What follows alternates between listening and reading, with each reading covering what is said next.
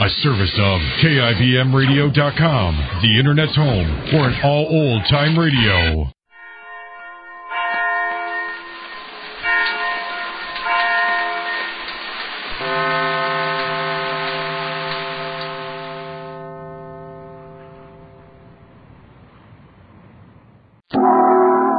Suspense. Listen now to Act One of Witness to Murder, starring Joan Loring and Leon Janney, and written especially for Suspense by Francis Ricketts. Two ladies ashore are fair people pay. All visitors will please go ashore. The steward will direct you, sir. Just follow that way. Bonjour, monsieur le commandant. Bonjour, madame. J'espère que nous aurons un beau voyage. Espérons-le, madame. Oh, Larry, Come on, Louise. Everything will be all right. Good morning, Captain. Good morning, sir. What's your set here, madam? Why, Mrs. Meredith. Yes, Welcome aboard. yes, thank you. And this must be Mr. Meredith? Oh, yes, I'm so sorry. Larry, this is Captain Woodbridge. Glad to meet you, Captain. How do you do, sir? I want to thank you for taking such good care of my wife on the ship over. We were happy to do what we could. I'm pleased to see her looking so well. Yes, thank you.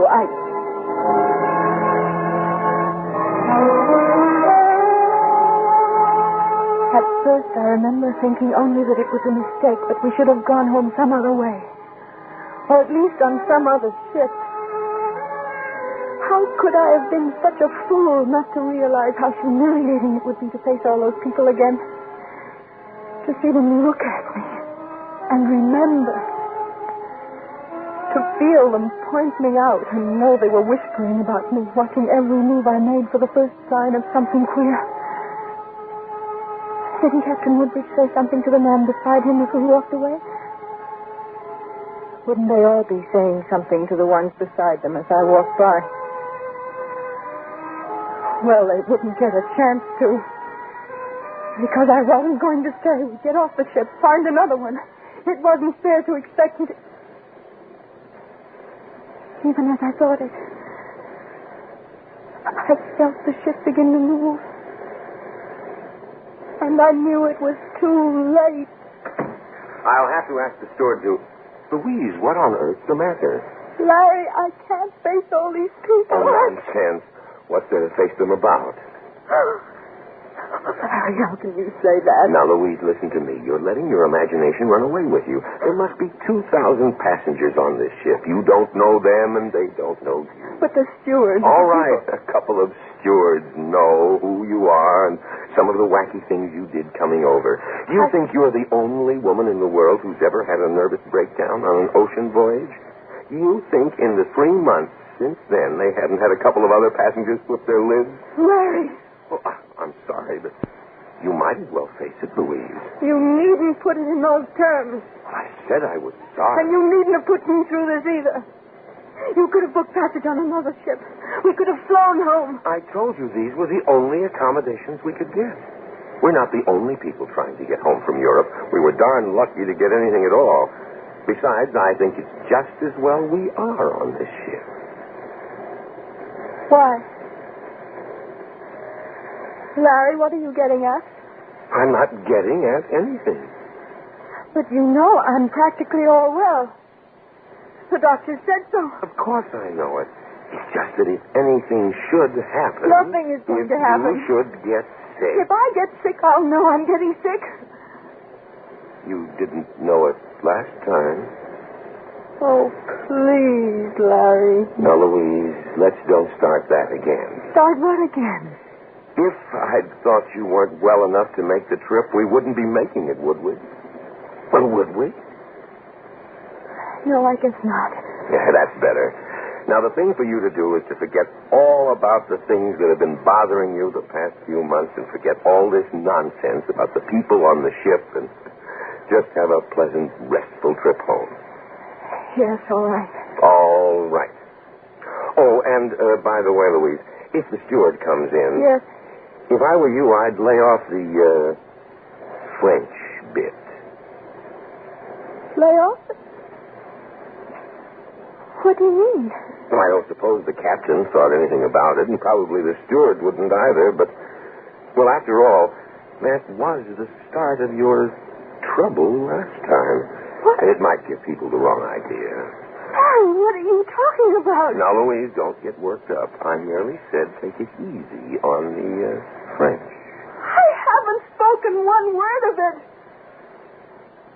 Larry, for the love of God, don't look at me like that. You don't remember what you said to Captain Woodridge? But I didn't say anything. Oh, Larry, that was the woman ahead of us. She was speaking French. I remember what she said, something about a pleasant trip. Larry, I hardly said anything at all, only yes and thank you. And I couldn't have. I'd remember it. Larry, I didn't. Did I? Look, Louise, it really doesn't matter. Larry? I just thought it would be better for you if you stayed away from it. Anthony. But I've only upset you, so we won't say anything more about it. Larry, please. I sat there and my mind went back frantically over our arrival aboard ship. Every step of it, every word of it. Larry was wrong. He had to be. If I had said something, I'd remember it, wouldn't I? The other time Yes, the other time. I forced myself to think back to the day 3 months ago when I boarded this same ship in New York, when all I could think of was that I was free of Larry at last. And on my way to Paris, free and alone. Well, not quite alone. I would be sharing my cabin with another woman. I remember that I had only been there a few moments when she came in. Oh, hello. I guess we're going to be roommates. Bonjour, madame. Bonjour. Oh, I see. You're getting into the spirit of it already. Well, I'm Helen Blake. You're Mrs. Meredith? Oui, madame.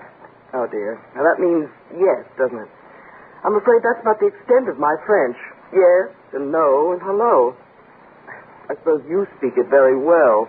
Oh, je pense que je le parle bien, mais ce n'est pas souvent que je la pratique. Well, I don't have the remotest idea what you said, but I guess it answers my question. You'll have to give me a few tips before we get there, so I'll at least be able to get by. Oh, ce n'est pas difficile. Les Français sont très gentils. On vous aidera toujours. Et puis presque tout le monde parle anglais. Oh, sure. I guess. Well, I suppose I might as well get settled. Which is my bunk?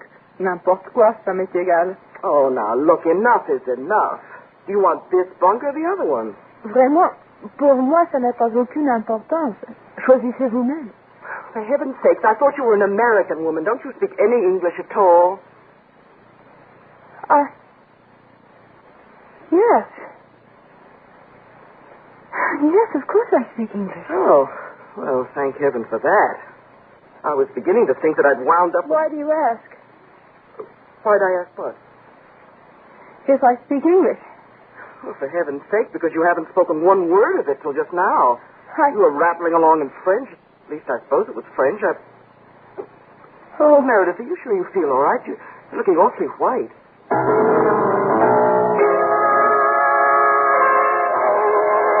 I tried to make some excuse and couldn't. I knew what she must be thinking. I was thinking it myself. I just stood there and stared at her, numb with fear. The same kind of fear that gripped me now. Only worse now. Because now I knew what must be happening, and I would be as powerless to prevent it this time as I had been the first time 3 months ago. Only why? Why had the doctors let me go if I was so near another breakdown? Surely they could see it coming. Hadn't they told Larry I was well enough, that I'd be all right? Hadn't the doctors written him a letter? Yes. Larry had a letter. He said he had. He must still have it. But where? Where would he keep it? has to be here somewhere. No, he wouldn't throw it away. He couldn't have. Well, Louise. Larry! Looking for something? Oh. I didn't hear you come in, Larry. Where's the letter? Letter? What letter? Oh, steward, just bring that right on in here. Yes, sir. I thought you might like some coffee. Oh, Louise, you know Mr. Haskins, I believe. Bonjour, madame. C'est un plaisir de vous revoir. Well, Louise, can't you say hello to Mr. Haskins? I'm sorry, steward. I'm afraid my wife is a little upset this morning. You understand. Of course, sir. Sorry to hear it, sir. If you need anything, just ring for me. Now, what's this all about a letter? How could you bring that man in here? Why, he's our steward. I did think it was rather stupid of you not to speak to him. Really, Louise, if you want people to think you're perfectly normal, you might act as if you are. There's no telling what he thinks now. What he thinks? Or what you told him to think? What I told him to think? Really, Louise? Stop really Louising me. You're exciting yourself. So would you be if you thought... If I thought what? Nothing! Leave me alone. Have some coffee, dear. It'll calm you down. I don't want any coffee. I just want to be left alone.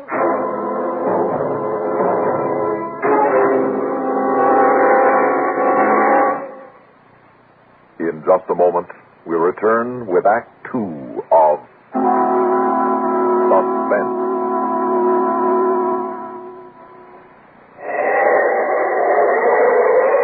For cars left out at night or in unheated garages, don't ask for trouble. Ask for DuPont Xerox Antifreeze.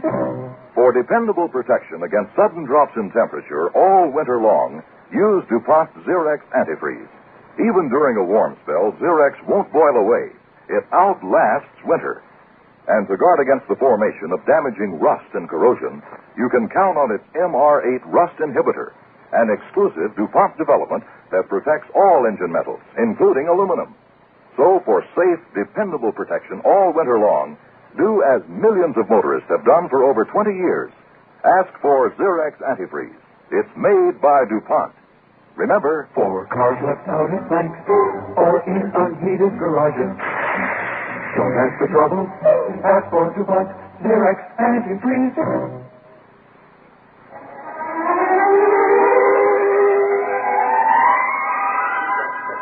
Will you have some more coffee, Mrs. Meredith? Yes, thank you. You're awfully quiet this evening.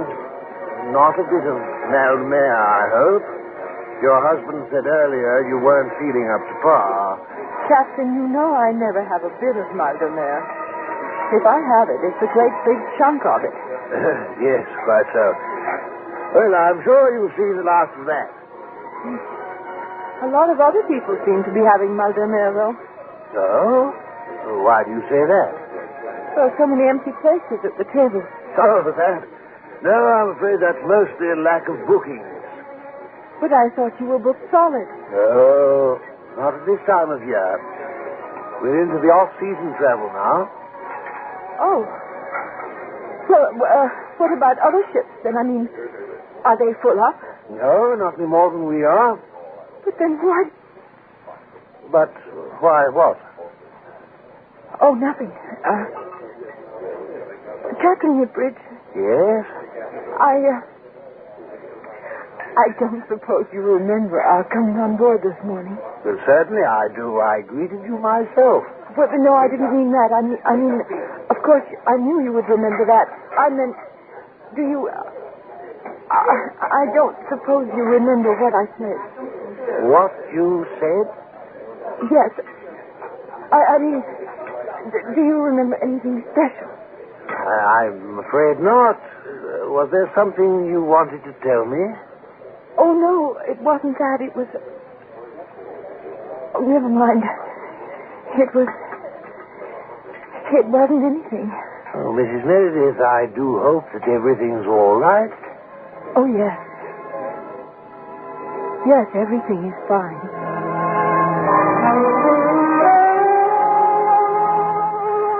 I could have cried. What could I say to him? Captain Woodbridge, did I say anything to you in French this morning? He would have thought I was mad. Now he thought it anyway. And if I stayed in my cabin, saw nobody, said nothing. But that was exactly what I had done on the trip 3 months ago, until the madness drove me to do the queer things that finally made them come and take me away to the infirmary and knock me out with drugs.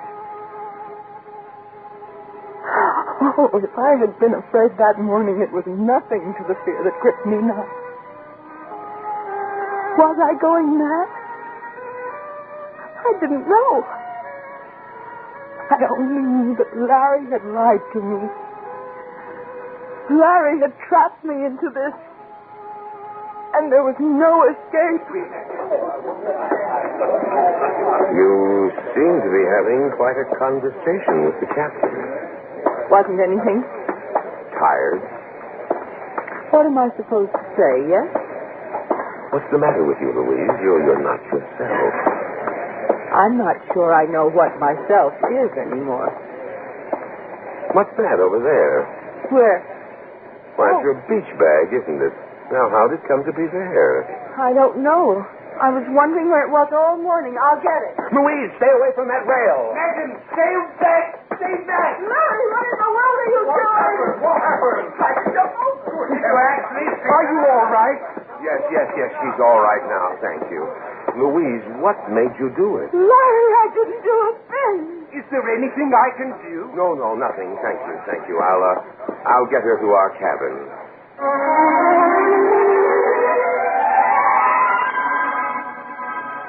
Larry, when I was at my worst before, I never tried to hurt myself. I'm not trying it now. I'm sorry, Louise. You startled me. I thought... You thought? What do you think all those other people thought? Or did you plan it that way? Oh, yes. That would be the way to do it, wouldn't it? I don't know what you're getting at. Oh! You don't know what I'm getting at. Oh, that's funny, Larry. That's the funniest thing I've ever heard. I think I'd better send for the doctor. Yes, Larry, why don't you? By all means, get the doctor in here. He's seen me off my nut before. He'll believe whatever you tell him. And don't worry about me. I could deny it till I'm blue in the face. He'll just say I did that before, too. But then there's no need for me to tell you all this, is there, Larry? Because you already know it, don't you? You're counting on him as an expert witness. Only to what, Larry? What are you trying to get me to do?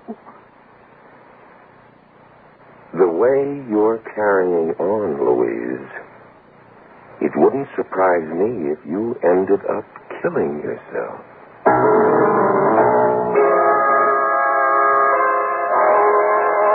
You're not eating any breakfast? I wasn't here when the steward brought it in. And what's that supposed to mean? Anything you want it to. You'll get hungry before lunchtime. It takes a long time to die of starvation. Come in. Well, good morning, Doctor. Larry, how dare you? Good morning. Well, it's nice to see you again, Mrs. Meredith. I heard you were a little upset, and There's nothing wrong with me. And I did not try to jump overboard last night. No, of course you didn't. I know that. I'm afraid I'm the one who jumped, Doctor, to conclusions. Naturally, it upset Louise. Yes, of course. So much so I can't get her to eat any breakfast this morning. I don't believe she trusts me anymore. I see. You see? What? You don't see anything at all except what he wants you to. Louise. You think I'm going out of my mind again, don't you? Because that's what he wants you to think. though he's far too clever to come right out and say so. Doctor, he doesn't have to. A few words here and a few words there, a couple of incidents like last night, and you would fall for it the way he knew you would. Please, Mrs. Meredith. Doctor, I'm afraid it is my fault. I was just joking with her. Joking?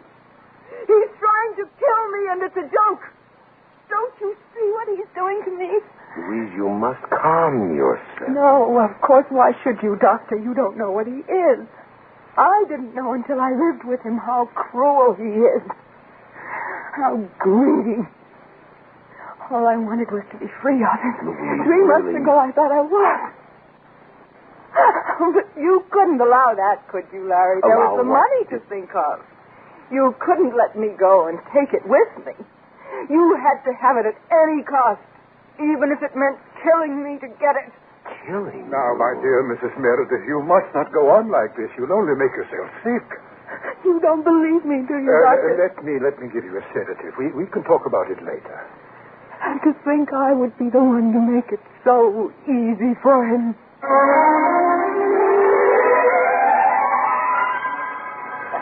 So, ready to go down, Louise? No. Go ahead if you want to. I want to stay on deck a while. You shouldn't be wandering around in the dark by yourself. Then come with me.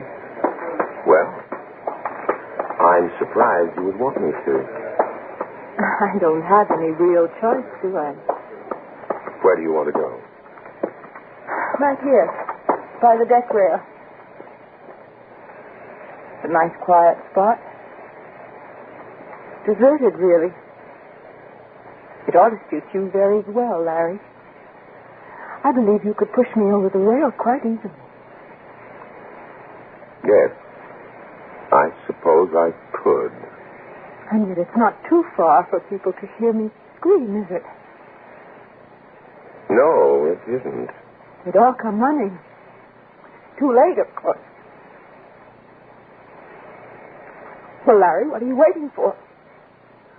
I really don't know. Am I supposed to make the first move? I don't think that will be necessary. I can't say I planned it just this way, but as long as you asked for it, Louise. Larry! Don't jump, Louise!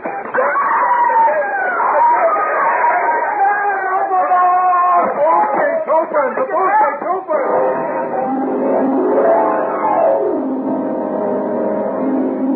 We both went over. That was something else Larry hadn't planned on. But I had. It was the only thing I knew to do in order to save myself. Loosening that boat gate at the deck rail. Even then, I wasn't sure I'd live through it. But I was pretty sure Larry wouldn't. You see, he couldn't swim. Not a stroke. They never found him at all. Of course, they kept me in the infirmary for the rest of the trip because they thought I had lost my mind again and was trying to jump overboard and that Larry tried to save me.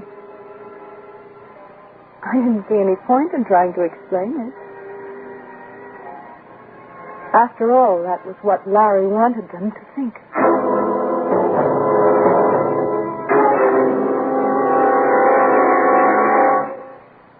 Suspense.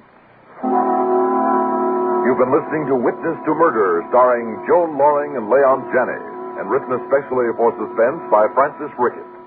In a moment, a word about next week's story of Suspense. Haven't heard it yet? Shame. You've been missing the fun. The Carol Burnett Richard Hayes Show. Enjoy Carol and Richard 5 times every week. Hear them on the CBS radio networks. Carol Burnett Richard Hayes Show, evenings, Monday through Friday. Suspense is produced and directed by Bruno Zerato Jr. Music supervision by Ethel Huber. Featured in tonight's story were Bryna Rayburn as Mrs. Blake, Mercer McLeod as the ship's doctor, Bob Dryden as Captain Woodbridge, Ronald Dawson as the steward, and Guy Rett as the man. Listen again next week when we return with Death of an Old Flame, written by George Bamber Another tale well calculated to keep you in suspense. Pat Summerall Sports Time scores with the fans Monday through Saturday on the CBS Radio Network. You will.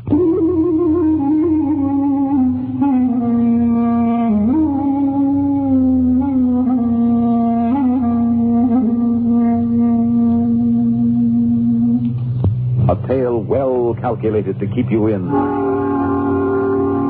suspense. I looked over his shoulder to see the big open mouth of a nice blue .45. And suddenly I knew what a man feels like when he's just finished digging his own grave. Listen now to Act One of Death of an Old Flame, starring Larry Haynes and Terry Keane, and written especially for Suspense by George Bandler. The name's Warren, Ronnie Warren. I play piano. I play in what they call piano bars.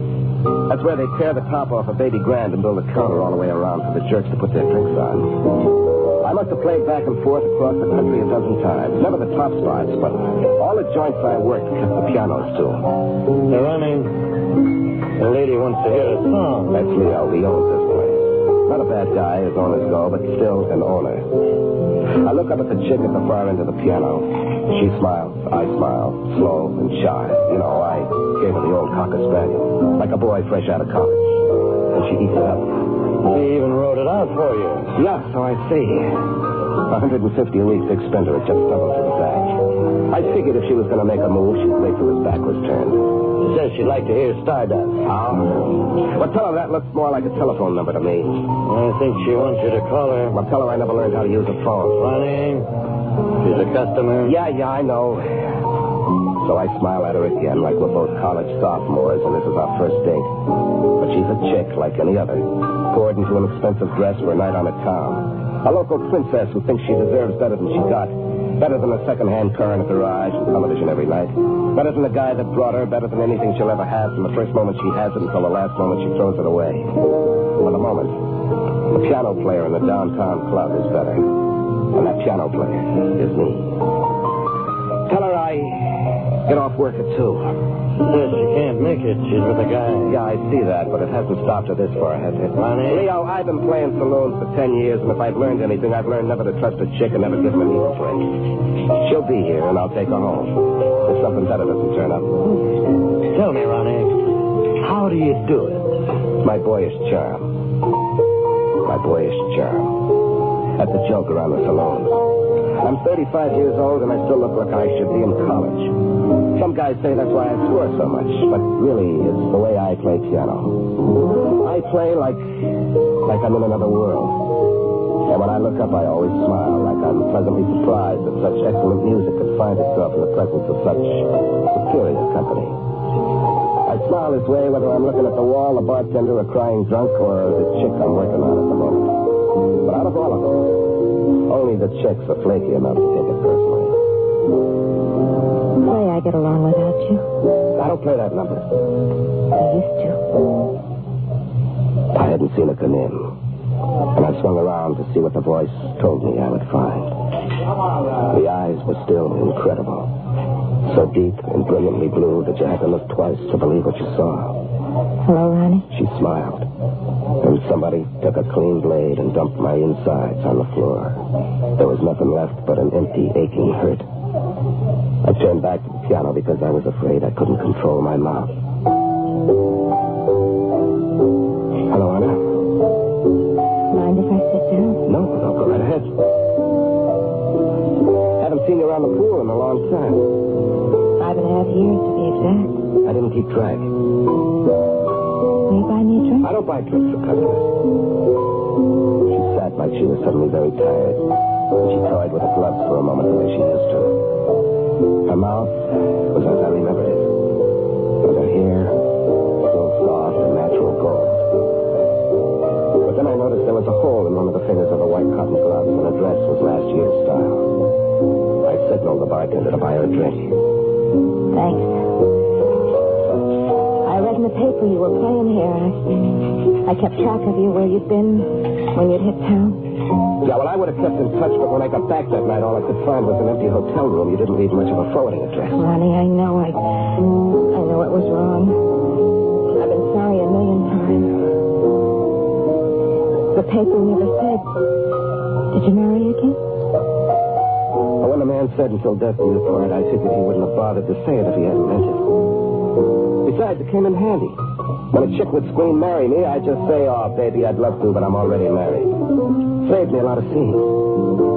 How about you? No. Frankie leave you for somebody else? No, he won't marry me. You still with him? Yes.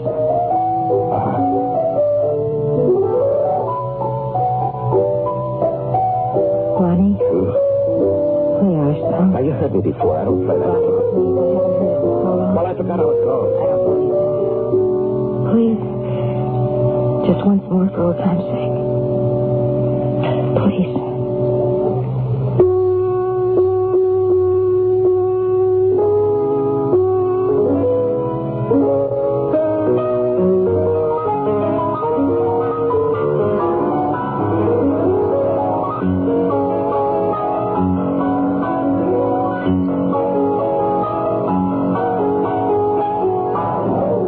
That's it. The set's over. Everybody gets a coffee break, including piano players. Come on, Anna. What's the pitch? You don't just run out and then pop up 6 years later for nothing. What do you want? Ronnie, I need help. What kind of help? Frank's flat. We don't have a cent. Well, what do you want me to do? Loan him money? No. Well, then what? He knows where he can make a score. He figures if he can make one good score, we can leave town and start all over again. Maybe go to another country. What score? Frank knows where there's $500,000 worth of furs just waiting to be picked up. It's an inside job. He'd handle it himself, except he'd be the first one they'd suspect. All you gotta do is help me load the truck and drive. Now, let me get this straight. You want me to help you make a heist, risk a prison rap so you can have enough money to take your boyfriend Frankie someplace else where you can live happily ever after? Ronnie, you get half the take. Anna, the last thing I want is your money. Ronnie, please. Look, I know I shouldn't ask you, but there's no place else I can turn, nobody else I can trust. I wanted to take her in my arms and tell her everything would be all right. Because in the heart of every cynic lie the fragments of one great dream. And in the heart of every lady killer smolders the embers of one great love. So when she said, please, Ronnie, just this once, I said, okay, Anna, just this once. For old time's sake.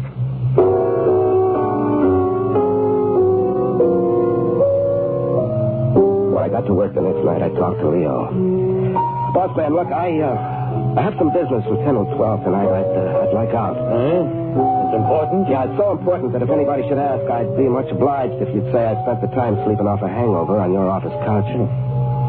Okay. But let me give you a little piece of advice. Like I don't want to know. But if this important business has anything to do with that broad I saw you talking to last night, I'd watch my step. Why? That's Frankie Amato's girl. She's one of the worst rats in this town. I know. Okay, so you know. But watch yourself. When 10 o'clock came, I left the piano and slipped out the back way to a truck marked Royal Furs. Anna was sitting inside waiting. Hi, Ronnie. She drove us across town into the back of a small shop. No one was in the alley, so she got out and opened the overhead garage door with a key while I backed the truck inside. She closed the door behind us and locked it. The furs are inside this cold storage vault. She slid back the heavy door and started stripping the hangers. It didn't take long because there weren't too many pieces. I don't know anything about furs, but I do know that what we took wasn't worth any $500,000. Finally, the truck was loaded and we were ready to go. But then she started pouring cleaning fluid out of cans. Let's help me spread this stuff around, huh? What for? So we can set fire to the place. Why? So we can destroy it. Frank said we have to set fire to the place to burn all the evidence. Look, you didn't mention anything about a fire before. Honey, I didn't because I was afraid you wouldn't go through with it if I did. Well, of course I wouldn't.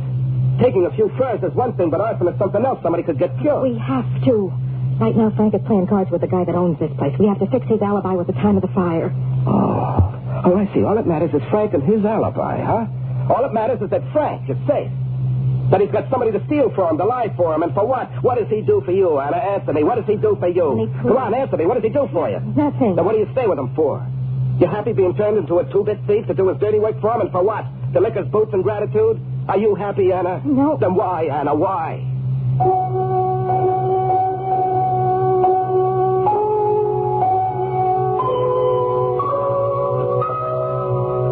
Ronnie, I don't know. If I knew, I probably wouldn't do it. I've wanted to leave him 100 times. I don't know. Just answer me one thing, baby. Do you love him? I don't know. Anna, answer me. Do you love him? No. I love you. Ronnie, please. I never stopped, Anna. Every town I hit, every place I went, I walked the places we used to walk and listened to the songs we used to sing. Please don't. You don't need this, Anna. Put it down. We could cut out of here, leave this town, and never come back. No. We could start all over again, right from the very beginning, Anna. Make it like it was before, only better, 100 times better. Ronnie, please, no. Look, we can't talk about it now. There isn't any time. Help me finish this, and then we can go to some place and talk about it. No. Ronnie, please. We've got to get out of here. No. Help me do this, and I'll never ask you for another thing as long as I live. No, Anna. Please, Ronnie, please. Okay. I'll do it.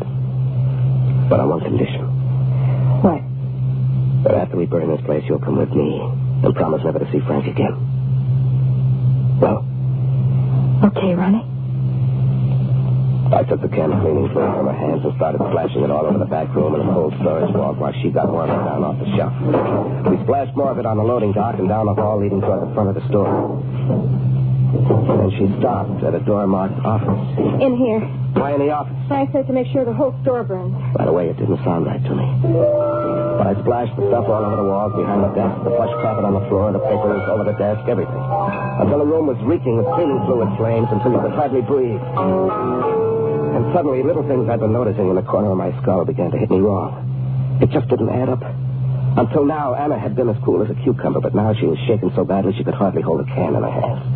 A long coil of rope lay on the top of a filing cabinet, looking strangely out of place. And then I noticed that all the mail spread across the desk was addressed to a Mr. Frank Amato. Now, wait a minute. This is Frank's office, isn't it? Ronnie, we gotta hurry. Come on, now, answer my question. This is Frank's office, isn't it? This is Frankie's office, and he wants it burned for a reason. Now, what is it? I don't know what you're talking about. Oh, yes, you do, Anna. You know a lot more about this setup than you're letting on. Now, what is it? You haven't leveled with me all night, have you? Stay away from you haven't me. leveled with me since the night we met. Don't touch Come on, me. answer me, Anna. What's going on? You heard the lady. Piano player, keep your hands off. I looked over her shoulder to see the big open mouth of a nice blue 45. And suddenly I knew what a man feels like when he's just finished digging his own grave.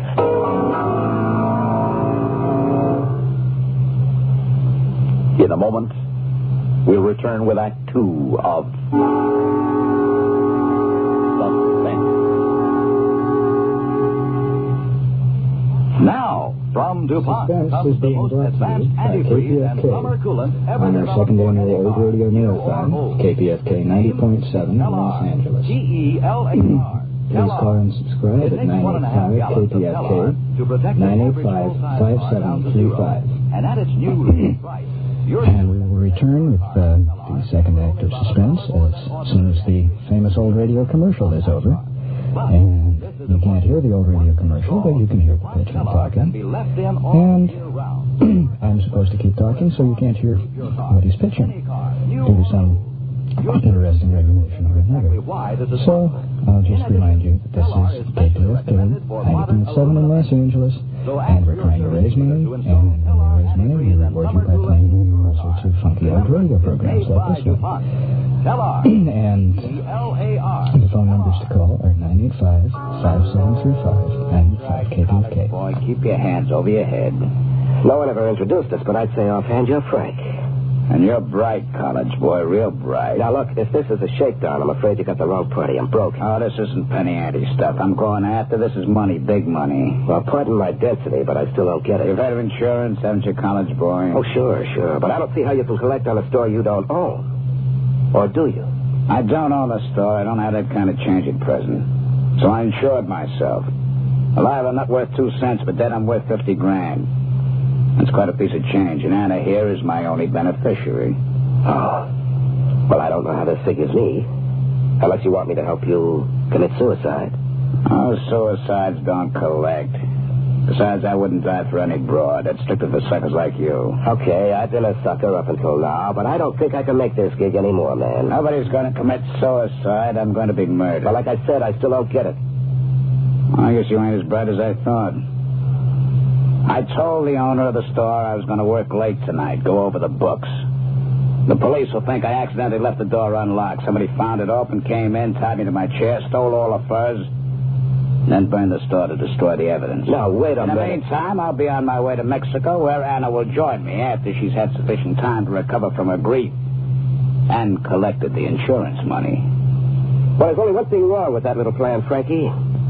Nobody would ever confuse me with you, not in a million years. Oh, I don't know. We're about the same height and build.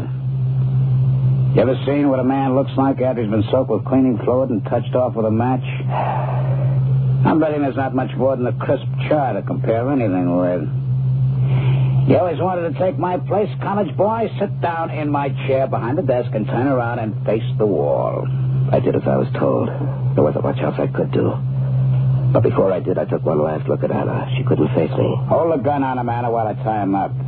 If he even looks like he's going to move, let him have it. Since I was as good as dead anyway, I knew that anything I did would be the right thing. They say that a man who's about to die starts praying. I didn't. I started thinking hard and fast because I wanted so badly to go on living.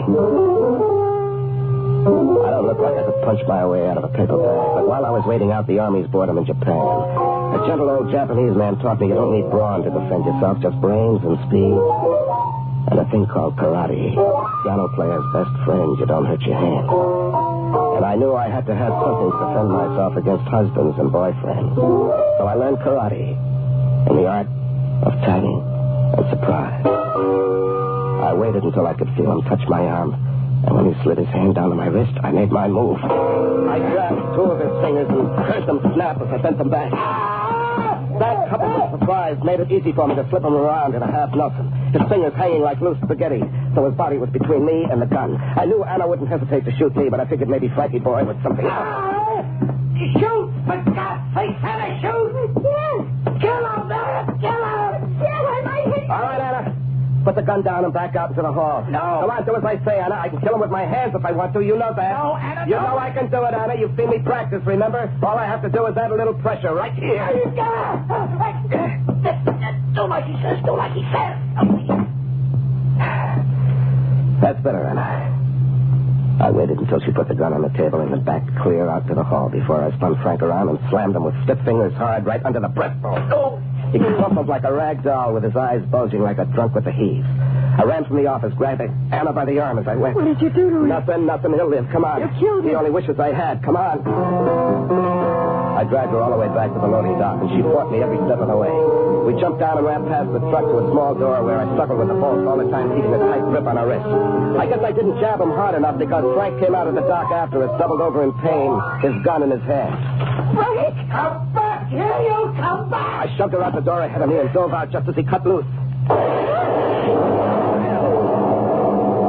The shots were like matches in a gas tank. The cleaning fluid fumes made the whole building explode in a roar of flame. Come on, let's get out of here. No, we can't leave him. He'll burn alive. Can't help him, Anna. It's too late. Please don't do it. Anna, you can't go in there. Anna, no. Anna, come back. Anna.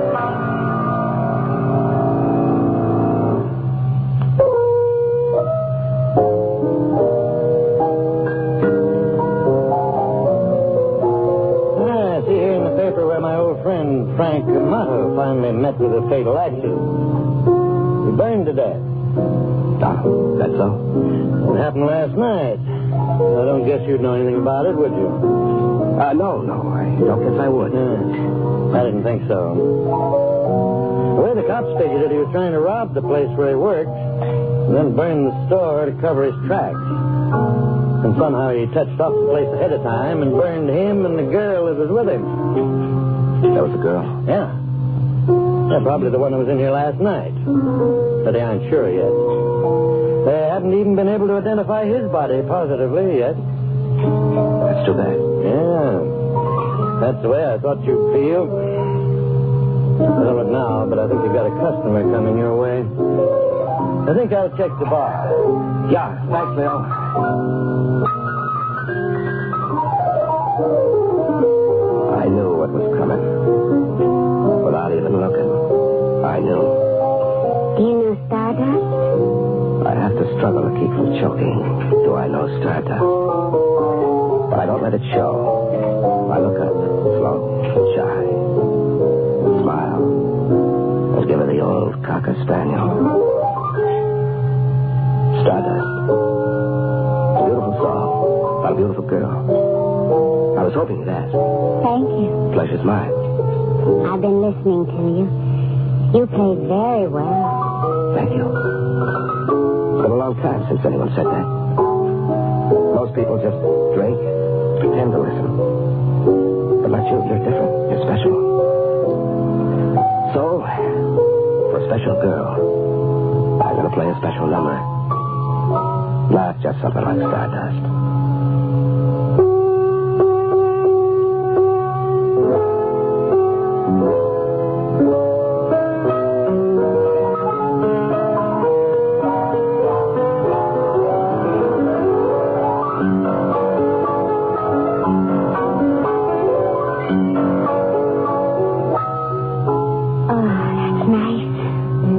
What's it called? Oh, this? That used to be called I Get Along Without You Very Well.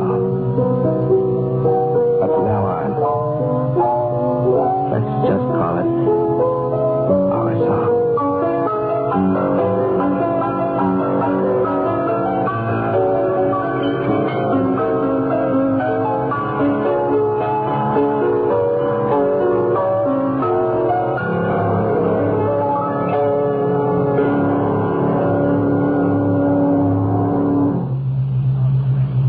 Suspense. You've been listening to Death of an Old Flame, starring Larry Haines and Terry Keane, and written especially for Suspense by George Bamber.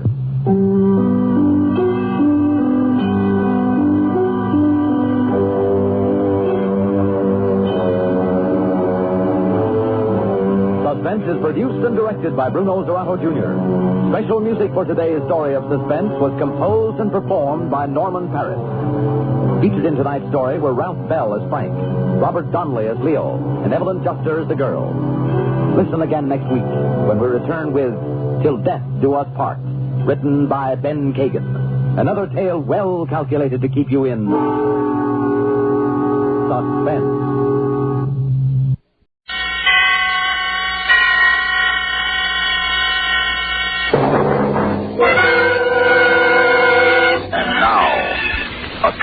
Well calculated to keep you in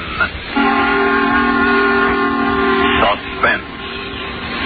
I've been married for 7 years and once loved my wife. Loved her as no man ever loved a woman. And now, I hate her. I hate her so intensely I tremble at the sight of her. Listen now to Act 1 of Till Death Do Us Part, starring Sam Gray, and written especially for Suspense by Ben Kagan.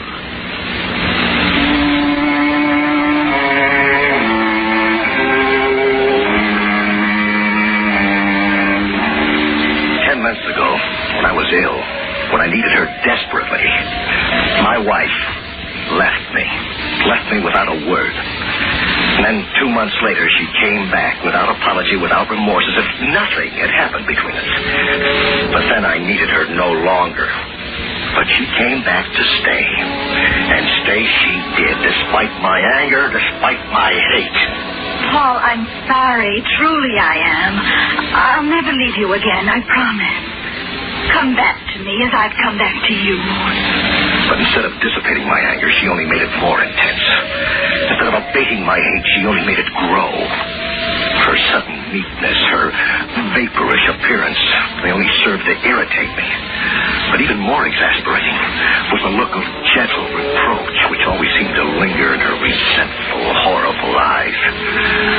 I had a peculiar, terrifying sensation that she could anticipate my every thought, and misjudging my hate as a sign of weakness, she pitied me. Pitied me.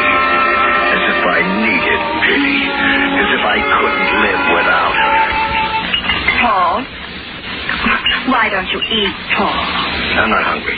But you've hardly touched your dinner. I'm not hungry, I tell you. You can't go on like this, not eating, not taking care of yourself. Paul, I'm worried about you. Oh, now you're worried about me. Now, when all is over between us, when it's too late. All right, Paul. I won't argue the point. Only don't be angry with me. There's really no reason to be angry. No reason to be angry. Her pretense, her shameless pretense that nothing had happened, that she had never deserted me. For long, endless hours we sat facing each other across the room with hardly any conversation to break the periods of dreary, oppressive silence. Mainly, I tried to bury myself in the newspaper, read a book, listen to the radio. It was useless. I knew that her eyes, her damn piercing eyes, followed every motion of my hand, the slightest movement of my body, probing, digging into my brain. Gradually, the months went by, and our relationship remained unchanged. A vague, dull fear began to possess me. It grew into an annoying sense of impending disaster. Whenever she spoke, Paul, I thought the walls were closing in about me, crushing me. Whenever she looked at me, Paul, it's time to go to bed. I thought the room was getting smaller, darker. And in the darkness, her eyes were riveted upon me, blazing, probing, menacing. I was trapped, hopelessly trapped, doomed for the rest of my life to spend my nights in terror, my days in hate. Too late. Too late to do anything about it. Too late to seek out help, to run away. But was it? If she were out of the way, if she should suddenly die, if I killed her, I don't know when the thought first occurred to me, but once there, it grew until it became an obsession which dominated every rational waking moment of my existence. I spent days deliberating the method I would use in taking her life with the least delay, the least chance of discovery. And finally, came to the logical, inevitable conclusion. Poison. Oh, I planned the murder with the utmost care and caution. First, I went to a doctor. I didn't use my real name, nor did I give him my right address. You can get dressed now. Yes, doctor. Mr. Bowman, how much do you smoke? Oh, only moderately, doctor. No more than a pack a day. Mm-hmm. Do you take stimulants? Stimulants? Liquor? Oh, only occasionally, doctor. You know, social drinking. Now, when did you begin getting your headache? Oh, about 10 months ago. But really what bothers me most is my heart. That rushing sensation. Well, you have a functional murmur, Mr. Bowman. Nothing serious. As far as I can determine, there's nothing organically wrong with you. The spastic condition of your stomach, your recurring headaches and palpitations are merely manifestations of a nervous strain. Now, I can prescribe tranquilizers, of course, but frankly, I'd suggest that you... Yes? Can you take a look at the EKG, doctor? One of the beats isn't working. All right. Excuse me, Mr. Bowman. I'll only be a moment. Oh, that's all right, doctor. Take your... I'm in no special hurry. I had been waiting for just such a moment. To be alone in a doctor's office, within easy reach of blank prescriptions. The prescription pad lay on the table right at my elbow. I tore off a batch of blanks and stuffed them into my pocket.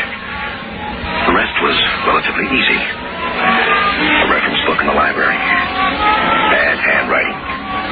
Then the pharmacy. In a section of the town where I was not known and could not be identified. Good evening, sir. Good evening. I'd like to have this prescription filled. Can you do it right away? I'm rather in a hurry. Surely. If you have a seat, This prescription is for you. Naturally. Why do you ask? It calls for 30 capsules of morphine sulfate. Was it 30? I didn't know. Yes.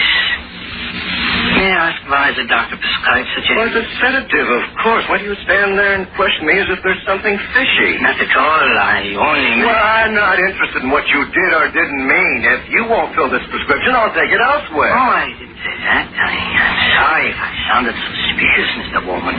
But we must be careful, you know. The law is very strict about this. Morphine sulfate is a sedative, as you say, but it can also act as a poison if used excessively. I didn't know that. Oh, yes. Some people would go to any lengths to get hold of some poison. Oh, I see. Well, then I don't blame you in the least. I'm sorry I lost my temper. You're only doing your job. Exactly. I'm glad you understand, Mr. Bowman. Oh, I do. I understand perfectly. A man in your position has a great responsibility, not only to himself, but more importantly to the general public. That's right. That's right. I'll do this for you right away. You wanted to wait for us, as I remember, Mr. Bowman? Yes. I'll wait. Last I had it. Now, during the course of the evening, perhaps while she was in the kitchen, all I had to do was put the poison into her food. Maybe her wine. She always drank wine with dinner. And then she'd drink it to the last drop. And I would be free. Free and not afraid anymore. That same evening, as I was approaching the home, I ran into the janitor. He was a decent sort of old man, just for one failing. He talked too much. As usual, he inquired about my health. Good evening, Mr. Purcell. How are you feeling? Fine, thank you. That's good. Glad to hear it. Sure, I'm glad you're feeling okay, Mr. Purcell. If you ever need anything, just let me know. Yes, I will. Now, if you'll excuse me, I must go up. I can't stay here all night, you know. I have other things to do besides...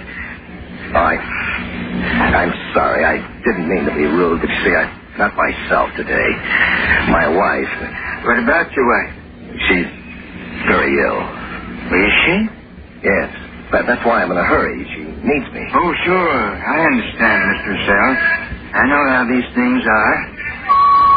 I could feel the pulsations of my heart in every fiber of my body as I climbed the 3 flights of stairs to our apartment on the top floor. And I could feel and hear nothing else when I saw her standing there. Hello, Paul. I've been waiting for you. You have? Why? Well, dinner will be ready soon, and you know what? I've prepared your favorite dish, chicken cacciatore. Oh, thank you. Thank you, my dear. That's very thoughtful of you. You won't forget the wine, will you? Wine? No, of course not. We always drink wine with dinner. She hadn't forgotten the wine. Now, I had to act quickly, carefully. The poison was in my pocket. As soon as she stepped out of the room, I pulled out the brown bottle, unscrewed the top, emptied the capsules, and poured the contents into her glass. The entire process took no more than 10 seconds. I stirred the wine thoroughly to make sure all the capsules had dissolved, and then sat down and ate my dinner. Will you have some more pie, dear? No, I've had enough. Why don't you drink your wine? I will. Well, drink it now. I will, Paul. I've never seen you so concerned over me. Not in a long time, not since I went away. Stop talking and drink your wine. All right, dear. It tastes sort of bitter. Oh, nonsense. It's only your imagination. Now stop acting silly. Drink it. But I don't want any more, Paul, really. Will you do as I say? Will you drink that wine? All right, Paul. If you really want me to. There's no reason to be angry. There. Are you satisfied? I was more than satisfied. At last, a few more moments and she'd be dead. But those moments came and went, and nothing happened. She continued talking in the same melancholy, solicitous tone. It was enough to drive a man insane. 10, 15 minutes. They seemed longer than a year, and nothing happened. The poison didn't work.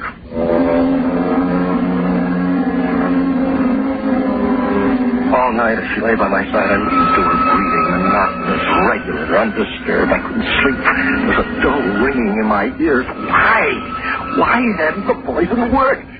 Suddenly, my flesh began to creep. I was paralyzed with fear. In her sleep, she had touched my arm. Touched it with all her might. Both her hands locked together, her fingers pressing into my flesh. Try as I might, I couldn't break her grip. And for the remainder of the night, I had to remain thus chained to a creature I both feared and loathed.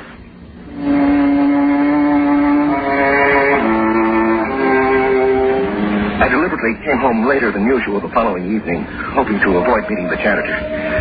Perhaps he suspects something. Perhaps he would attempt to stop me, call the police. I couldn't take that chance. But as I approached the building, there he was. How are you feeling this evening, Mr. Gazelle? Oh, fine. That's good. Terrible weather. Now be careful on a day like this. If I was you, I'd take me a hot bath and go right to bed. I'll do that. Fool. His sudden concern over me made me furious. He was not only a fool, he was absolutely mad and cunning. But I was calm, determined not to be trapped. I dismissed him as quickly as I could. Once upstairs, I followed the identical procedure of the previous evening. Again, she drank the poison. And again, the poison did not work. Paul, you're hurting me.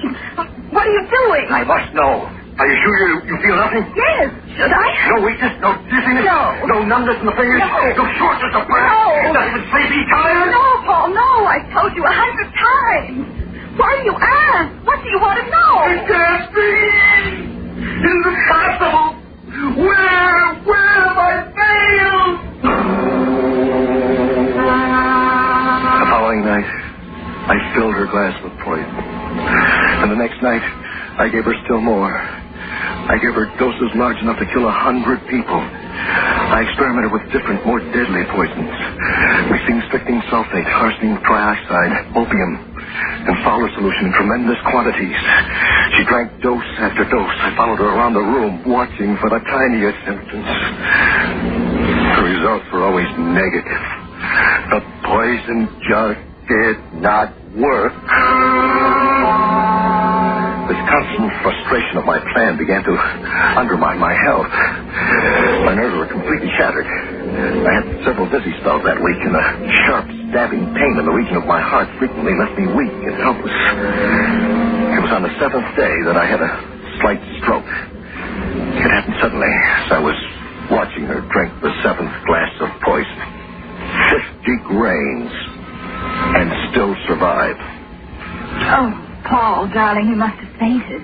No, don't pull your hands away, please. Let me massage them. No, I'm all right. Leave me alone. You're sick, Paul. I told you should see a doctor. No. Let me up. I'll help you. Give me your arm. No, I can manage all by myself. You must do something. I've never seen you looking like this. I'll be all right. Don't you touch me. Why do you hate me so? What have I ever done to you? What have you ever done to me? As if you didn't know. As if you didn't know. The next day, I walked with difficulty. My prescription blanks were all used up, but I was comforted by one thought. Upstairs, in my trunk, I had hidden the largest, most lethal dose of all.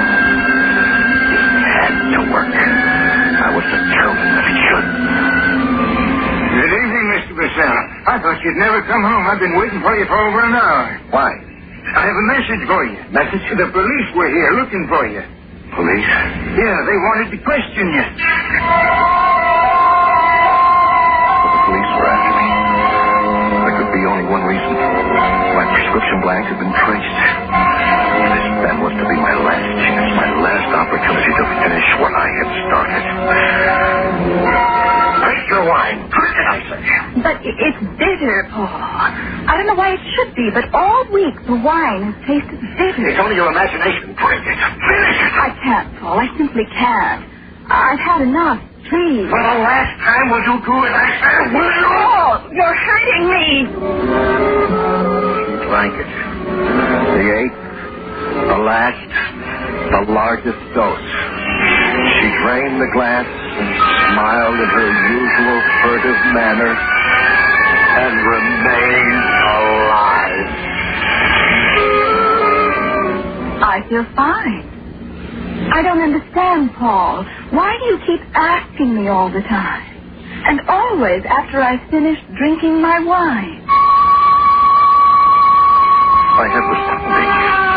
I couldn't control my thoughts. Perhaps I've been deluding myself all along. Perhaps it wasn't poison at all that I've been feeding her. Perhaps the druggists, all the druggists, had suspected my motive and substituted some harmless ingredients and then notified the police. They'd all questioned me closely about the prescriptions. That would explain it. All those drugs were harmless. That would be the only logical explanation. I was determined to find out. I had to know. In my fury and desperation, I did not stop to consider the consequences. I poured 5 grains into a glass and then swallowed the contents. For a while, I felt no symptoms, and I had a mixed sensation of disappointment, relief. But suddenly, my throat was tight and spastic. I was bathed in cold sweat. My vision was blurred. I knew that I was dying. The irony of the situation nearly drove me insane. She, whom I had attempted to kill, was still alive, and I was going to die. No, I won't let her live. It's still not too late. If I can just crawl to the kitchen, the axe behind the stove, one well-aimed blow. It took a great deal of pain and effort, but at last I had it. I did it. It was heavy, sharp. Slowly, trying not to breathe, I crept behind her, closer, until I came within striking distance. Now I would even the score. I would die in peace, knowing that she too was dead. I lifted the axe and brought it crashing down upon her head.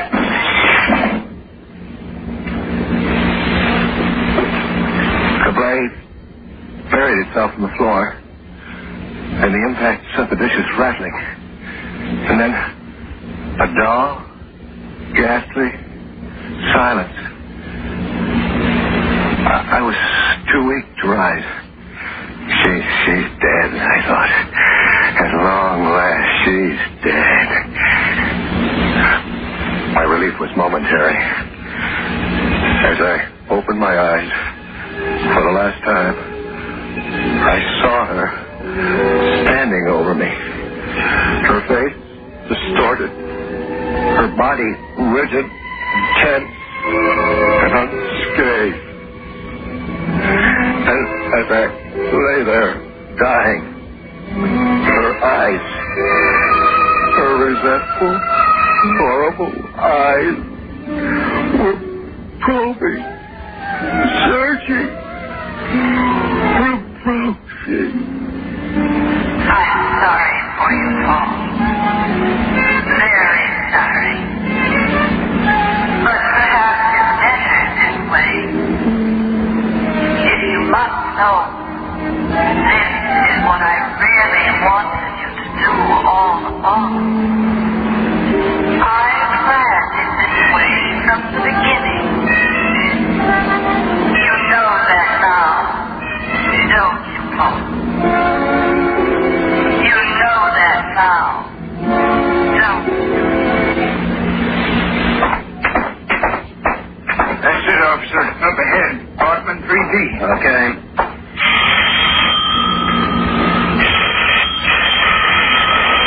No answer. He's home. I know he's home. I've been out front all the time. You got your pass key? Yeah, I think so. Yeah, here it is. Okay, open up.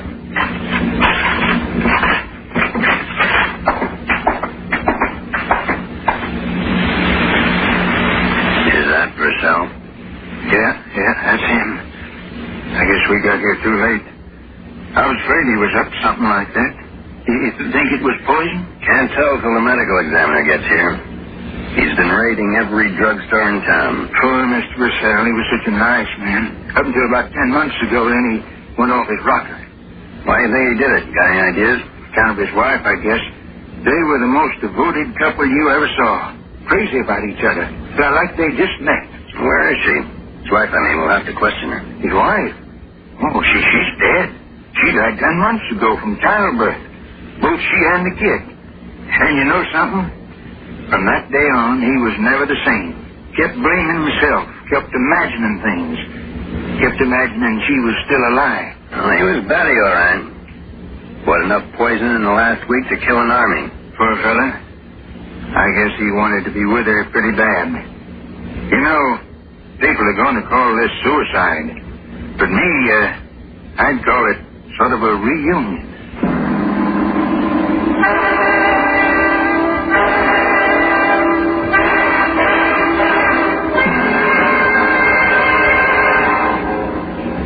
Suspense. You've been listening to Till Death Do Us Part, starring Sam Gray and written especially for Suspense by Ben Kagan. Suspense is produced and directed by Bruno Serrano Jr., music supervision by Ethel Huber. Featured in tonight's story were Elaine Roth, Jim Bowles, Carl Frank, Herb Duncan, Bill Lipton, and Barbara Cassar. Listen again next week when we return with The Imposters, written by Peter Fernandez. Another tale well calculated to keep you in suspense.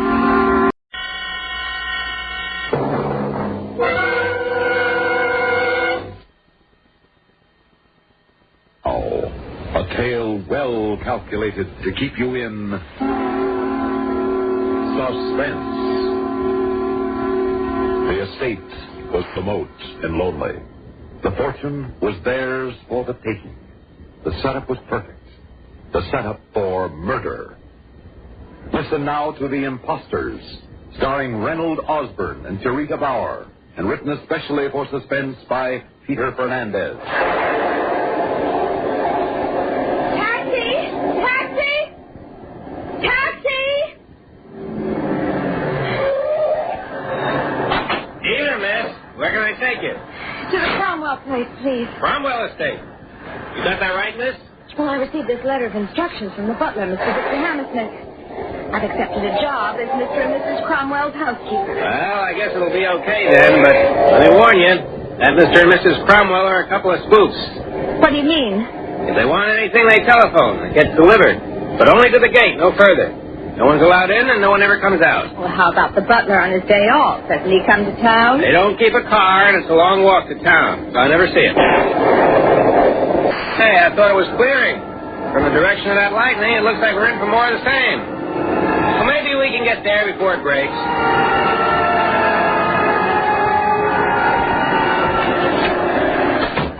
Set your bag down there. That's it. Now turn around. Are you Mr. Hammersmith? Yes, turn around, I said. You mean like this? The agency said you were 5 feet 4 exactly. I am. Now, turn around again. Face me. Face me, I said. Ah, yes.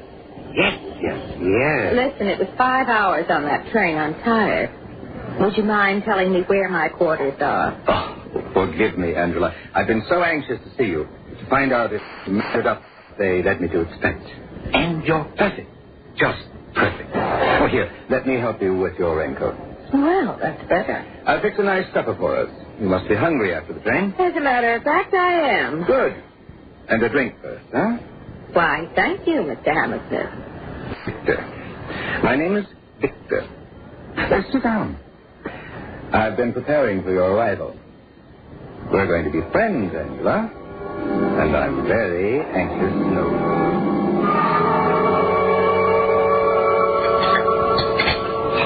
When you mentioned supper, I expected a few cold cuts, but this was fit for a queen. Thank you, Victor. I'm very glad that you can truly appreciate good wine and excellent food. You remember that was one of my requirements. My height, my education, my taste, my ambition. You're the one who made all those requirements? Mr. and Mrs. Cromwell had only 2 conditions. That you have good experience in service, which you do have, and that you're prepared not to make any personal contacts outside the walls of this estate. You agreed to that in your notarized statement. Sure I did. Look at the salary I'll get in addition to room and board.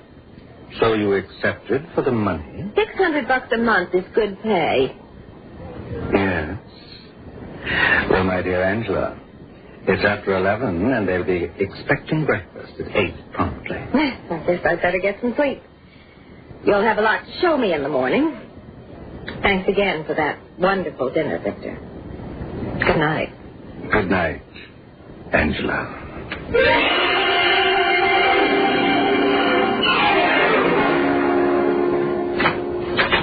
Yes, Angela?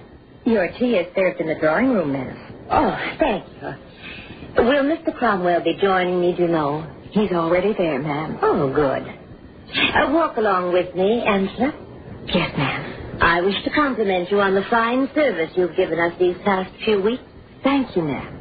I imagine sometimes you find it very lonely here. Lonely? Victor, He's good company. I'm relieved to hear that. We've had several other housekeepers, but Victor disapproved of all of them. So, here we are, Charles. Yes, I've been telling Angela how pleased we are with her. that's a coincidence. I already informed Angela that because she's worked out so well, we're increasing her salary by $25 a month. Sit down, my dear. Oh, thank you. That will be all, Angela. Yes, sir. Close the door after you, Angela. Yes, ma'am. Miss, I was upstairs in the attic this morning. I noticed a good deal of moisture along the beams. I'm afraid we're going to need a new roof over the main section. Oh, no, not more repairs. You know what that means, the workmen, the danger. Why don't we get rid of this place? And have to arrange all the financial details of such a move? Have to come face to face with the attorneys? Or the others who would become involved? You're right, as usual. Very well, telephone for the carpenters. I'll start signing whatever must be signed. Good. I thought you'd see the necessity.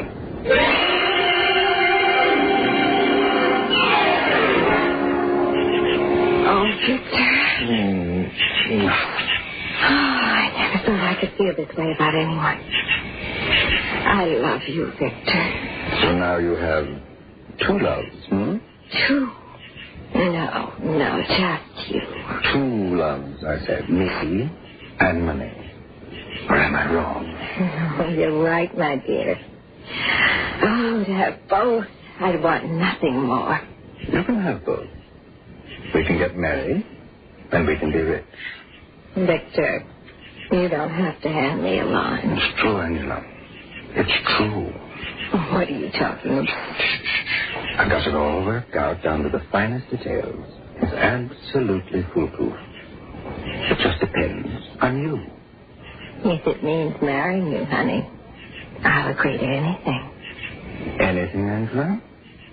Anything. Would you agree to murder? Would you say murder? How would you like to be mistress of this place, to own the fortune that belongs to her? Oh, Victor, how could we ever do that? By following my plan. It's a perfect setup. And Angela, when both Mr. and Mrs. Cromwell are dead, you and I will have everything within the walls of this estate, and all the money sitting in that bank in town. But won't they be missed? Won't the police come searching? Not if we make no mistakes. You see, Angela, you and I will become Mr. and Mrs. Charles Cromwell. What do you mean? Angela, can't you see the resemblance between Mr. Cromwell and me?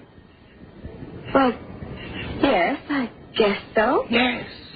And Mrs. Cromwell is 5 feet 4 in height, brown hair, light complexion, brown eyes. You are 5 feet 4, brown hair, and eyes, light complexion. I made very sure before I hired you, remember? Tell me, Victor, how can we get their money from the bank? Suppose other members of the family show up. Suppose there are doubts about it. I've checked very carefully. There was a brother, but he died last year. Oh. He left his money to the Cromwells. Now, there are no relatives. Good. I'm a very skillful forger. I can sign his name so that even he can't tell the difference. I tested him once. I'll teach you how to forge her signature. But, You see, all transactions with her attorney, with their bank, all their contacts with the world outside these walls are made only through the mail. Perfect. And it gets better. No one is certain anymore of exactly what they look like. The fools have built their own little world within this estate. Only it's going to turn out, my dearest Angela, they built it for us.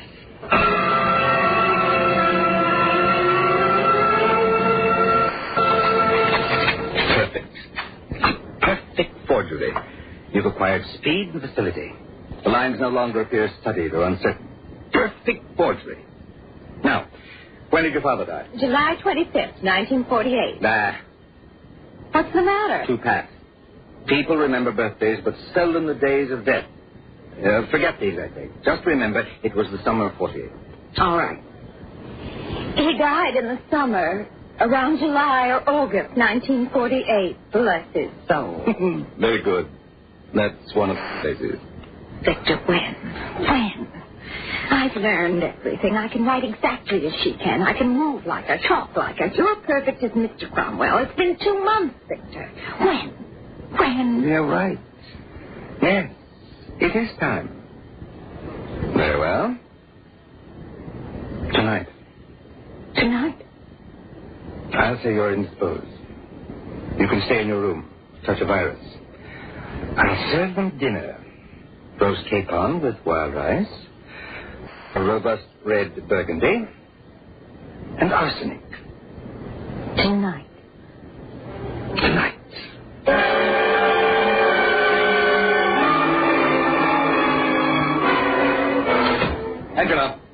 Angela?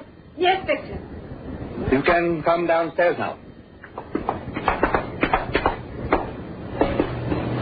They're dead. And buried. In the center of the plum orchard. I covered the area with sod. The ground looks hardly disturbed. Oh, Victor. And we're rich now, Angela. And this place is ours. And we can have everything we want now. Come, Angel. We'll dine in the dining room. And toast the future.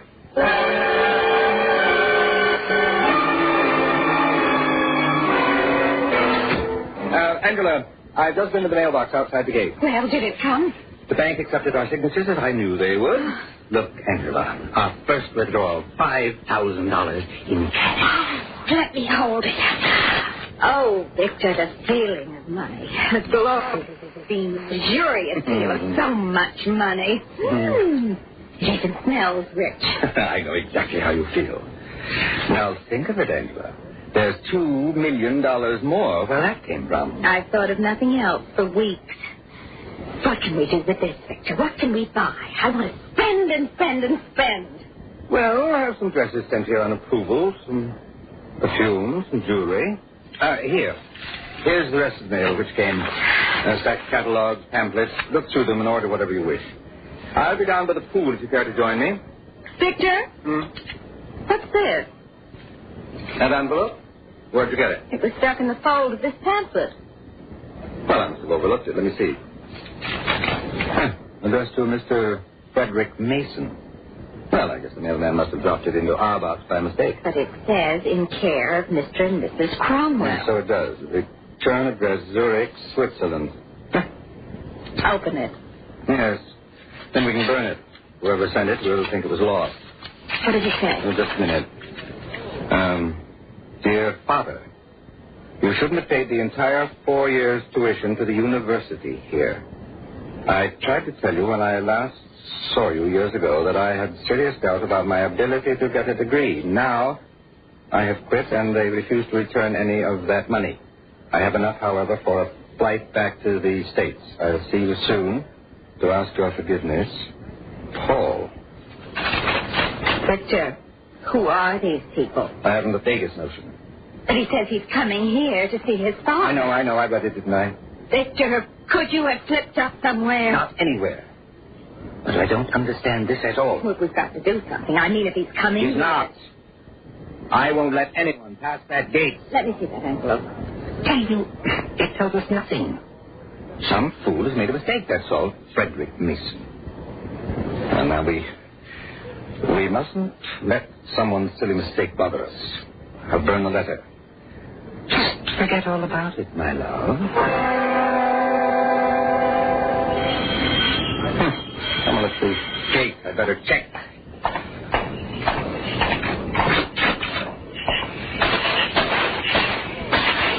Who is it? Who's that out there at the gate? Father? Is that you? Please, take that flashlight off my face. I can't see. I'm not your father. No one lives here but my wife and myself. Oh, Mr. Cromwell, I didn't recognize your voice. I'm sorry to disturb you. Who are you? Paul Mason, if you'll just tell my father that I don't know you or your father. But you must. I'm Frederick Mason's son. You know, the butler. The butler?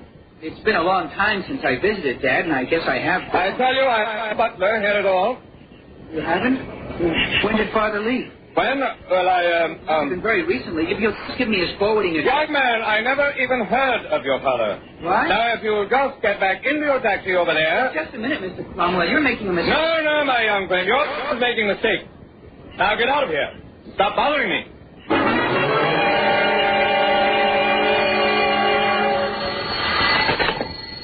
Yes? Good morning, Mr. Cromwell. This is Lieutenant Russell of the Township Police Department. Oh? Well, what do you want, Lieutenant? I'm sorry to disturb you so early, but I must talk to you as soon as possible. I should be out there in a few minutes. Talk? What about?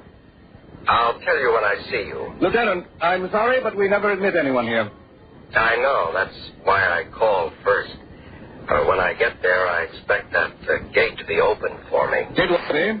Just because you're a policeman, don't think you have any more right than anyone else to trespass on private property. Mr. Cromwell, I have a search warrant. A search warrant? I anticipated your attitude about talking to anyone. Now, I expect you to have that gate open.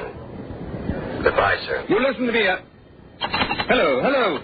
What is it? What do they want? I don't know. There's some cops on his way out here. A cop? Well, we've got to get out of here before he comes. Don't be a fool. We have nothing to hide. That young man tonight. I'll bet he put the police up to this. What if he did? He's making a mistake. Victor, I'm scared. Then control yourself.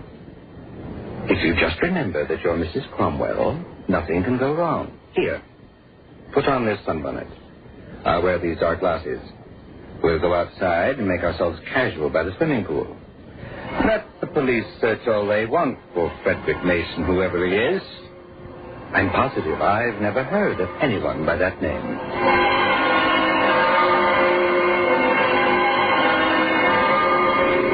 Here comes the car, Victor. I see it. It's the cops, all right. And that young man from last night is with him. Stay right there, Paul, while I talk to them. Yes, sir. Take a look, Mr. Cromwell. Here's the warrant. I see him. What do you want? Just some information. What kind of information? I'm looking for Frederick Mason. He was your butler. That's what that young man claimed last night. But I assure you, Lieutenant, I don't know what he's talking about. Well, that's very peculiar. Why do you say that? Well, this letter that Paul Mason gave me, it was mailed from right here only 2 weeks ago. So certain. Take a look at the envelope. Yes, I see. But this envelope doesn't indicate that it was sent from our mailbox out by the road. Yes, I know. So I checked with the mailman who has this route. He doesn't handle many letters which are sent to Switzerland, so he couldn't help noticing them. He told me that every 2 weeks for years he's picked one of them up from your mailbox. Then someone else was using that box. Look, Lieutenant, you're here on a wild goose chase. I told you I don't know Frederick Mason. Well, he could have worked for you under an assumed name. I doubt that. It's possible, isn't it? Here, Mr. Cromwell, Paul gave me this snapshot of his father. It isn't a very clear picture, but maybe you can recognize him. Take a look. Yes. I'd like to see it, too. Oh. Well, what is it, Mrs. Cromwell? You recognize him? No. No, of course I don't. Obviously, this is upsetting Mrs. Cromwell. I must ask you to leave us alone. Then you don't know the man in the snapshot? No, I don't. Now, you please go. All right. Probably some mistake. I'll have another talk with Paul Mason. I'm sorry for disturbing you. Goodbye, Mr. Cromwell. Goodbye, Lieutenant.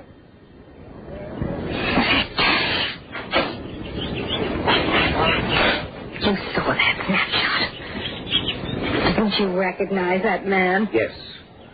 We knew him as Mr. Cromwell. He was the one I chose. He was the young man's father. I'm afraid he was. You've made a terrible mistake. I only know that for years they lived here as if they owned this place. They must have been impersonating the Cromwell, just as we've been doing. That would account for the isolation and secrecy. Will you shut up? What's the matter with that cop?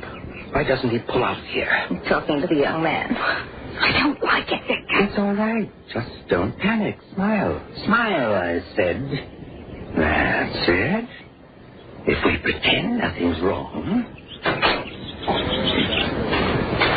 Victor, they're both coming over here. I can see. Mr. Cromwell? I thought you were through bothering us, Lieutenant. Paul just told me that he couldn't see you in the dark last night, and he hasn't been able to get a good look today, but he's not interested in me. He's trying to find his father, isn't he? Paul, what do you say now? I still can't be sure. Mr. Cromwell, would you please take off those dark glasses? Why should I? You've imposed on me enough. Now get out of here. I recall that Mr. Cromwell was taller and he had less hair than this man. What kind of nonsense is this? When I was about 15 years old and my father was the butler, I visited here. I can remember Mr. and Mrs. Cromwell very clearly. You are not Mr. Cromwell. He's lying, Lieutenant. And her, I've never seen her before in my life. This is absolutely ridiculous. We can prove who we are. Victor, go and get the... Victor? Oh, is that your name, Victor? Of course not. She's upset. Exactly. She's upset, and she didn't take the time to think. No, What's your last name, Victor? My name is Cromwell. Charles Cromwell. And she calls you Victor. And this young man can't recognize you. And you deny that until 2 weeks ago, Frederick Mason was sending mail from here. I tell you, we're Mr. and Mrs. Cromwell. Well, maybe you are, but I'm beginning to doubt it very much. Nothing adds up. Come on, I'm taking both of you into town. I intend to find out just exactly who you really are.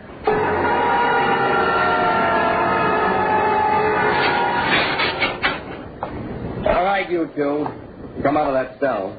So, you're finally letting us go. You're satisfied now that we're Mr. and Mrs. Cromwell. I'm taking you over to Judge Slater to be booked for murder. Oh, no. Murder? That's ridiculous. Is it?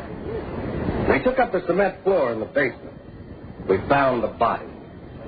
The cement floor? Man and woman. Killed by gunshot about 4 years ago. From dental charts, we've identified them as the real Mr. and Mrs. Cromwell. You have. I see. I see. What's the matter with you? Don't you realize what we're facing? I realize very well indeed. Come on, the judge is waiting. Is he? Well, we certainly can't keep him waiting. But, Lieutenant. Yeah? You can't book us for the murder of Mr. and Mrs. Cromwell. It's impossible. Is it? You said they were killed about 4 years ago. Well, 4 years ago, I was finishing a term in Atlanta for forgery. I know. We've got your record. You can book me for forgery again, or fraud, or any of those lesser crimes you might be able to pin on me, but murder? Oh, no. I did not kill Mr. and Mrs. Cromwell. No, I never said you did. No? Well, I thought you... We also did digging in the plum orchard. And we found 2 more bodies, recently killed by arsenic. Paul Mason has identified his father. Those victims were murderers themselves who impersonated the Cromwells. They're the ones you killed. We'll have no trouble proving that. You figured this for years, you said. No one would ever know. Perfect setup. It was. It was. Only someone beat us to it.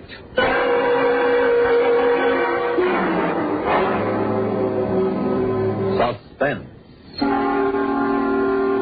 You've been listening to The Imposters, starring Reynold Osborne and Jarita Bauer, and written especially for Suspense by Peter Fernandez. Suspense, produced and directed by Bruno Zorato Jr. Music supervision by Ethel Huber. Featured in tonight's story were Cliff Carpenter, Arlene Blackburn, Melville Ruick, and Bill Lipton. Listen again next week when we return with The Black Door, written by Robert Arthur. Another tale well calculated to keep you in suspense. Enjoy the Gary Moore Show weekdays on the CBS Radio Network.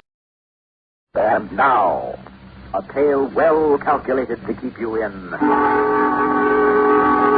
suspense. Listen now to Act One of The Black Door, starring Robert Reddick, featuring Ralph Camargo, and written especially for Suspense by Robert Arthur.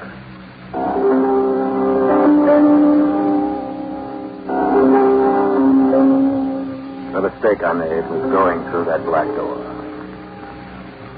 If I'd left it shut the way it was, sealed tight, everything would have been fine. I'd have married Marcia, become a full professor, had my name in all the papers.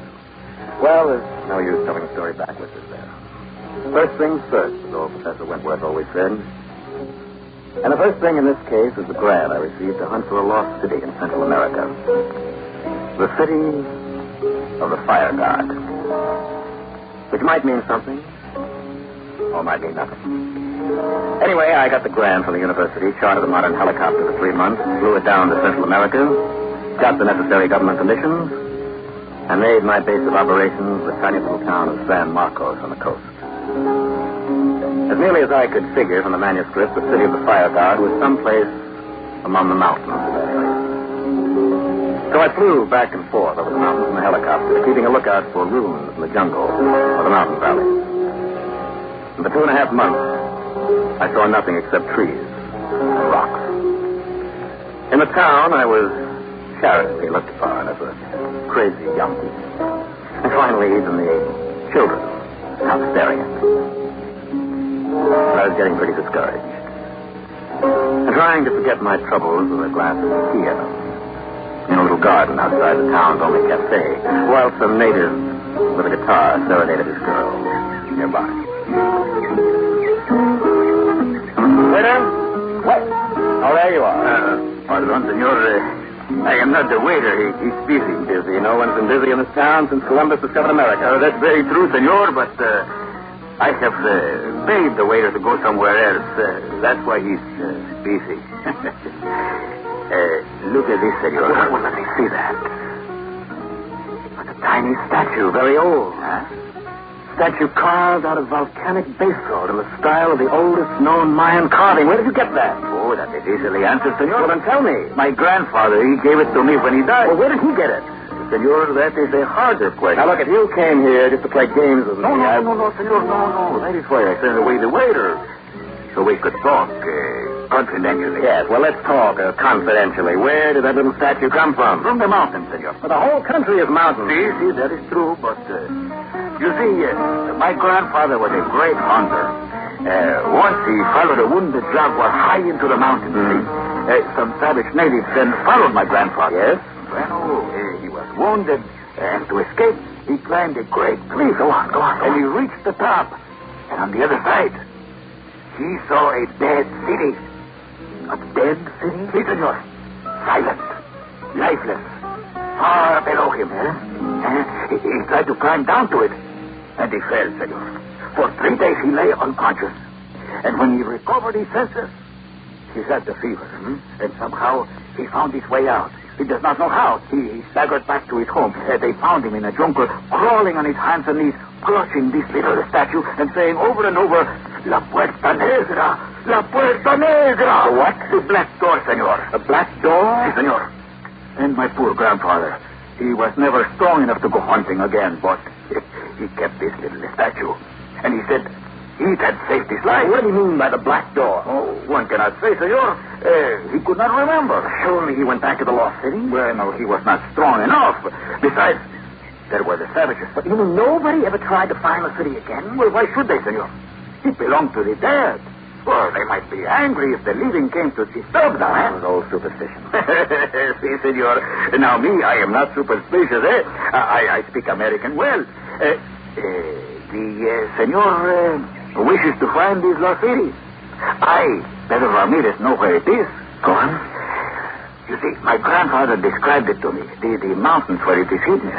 They are 3 days' walk from here. That's 3 days. Now, that's 50 or 60 miles. What direction? Senor, that is the question, eh? What direction? A most important question, no? I get it. How much? A mere pittance for a rich Yankee, senor. $1,000 American. $1,000? And 1/2 of all the treasure. What treasure is that? Oh, there must be treasure, senor. Why else would you seek this lost city? Because I want to become a professor at a university and marry a girl named Marcia, whose father is head of the Department of Archaeology. All right? $1,000 if you actually guide me to the city you say your grandfather found. And half of the treasure. Yes. Half the treasure. If any. We sealed the bargain with the glasses here. And the next day, Pedro came with me in the helicopter. He directed me to fly to the southeast, and I did, hovering as low as I dared on the rocky edges and jungle. We've come more than 50 miles, Pedro. No sign of that city yet. Oh, yes, senor. There to the left. That is the mountain. That? Are you crazy? That's the cone of an extinct volcano. Si, senor. And the lost city is inside the volcano. Oh, now, wait a minute. How can that be? Well, I do not know. I was not there when it was built. On the other hand, city of the fire god. I wonder. Well, I haven't looked into that volcano yet, so here goes.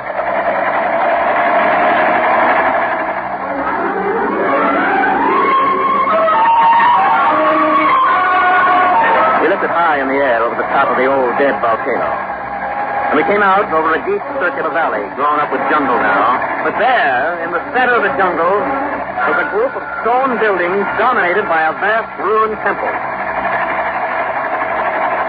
Senor! Senor!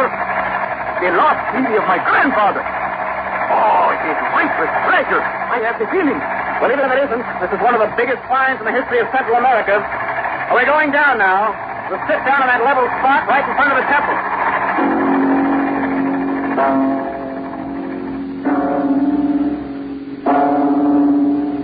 We settled in front of the old temple. I cut the motors. And for a moment, we just sat there taking it in. The stone towers, the ancient carvings, the massive walls that had been put into place by men whose bones had turned to dust maybe 3,000 to 4,000 years ago.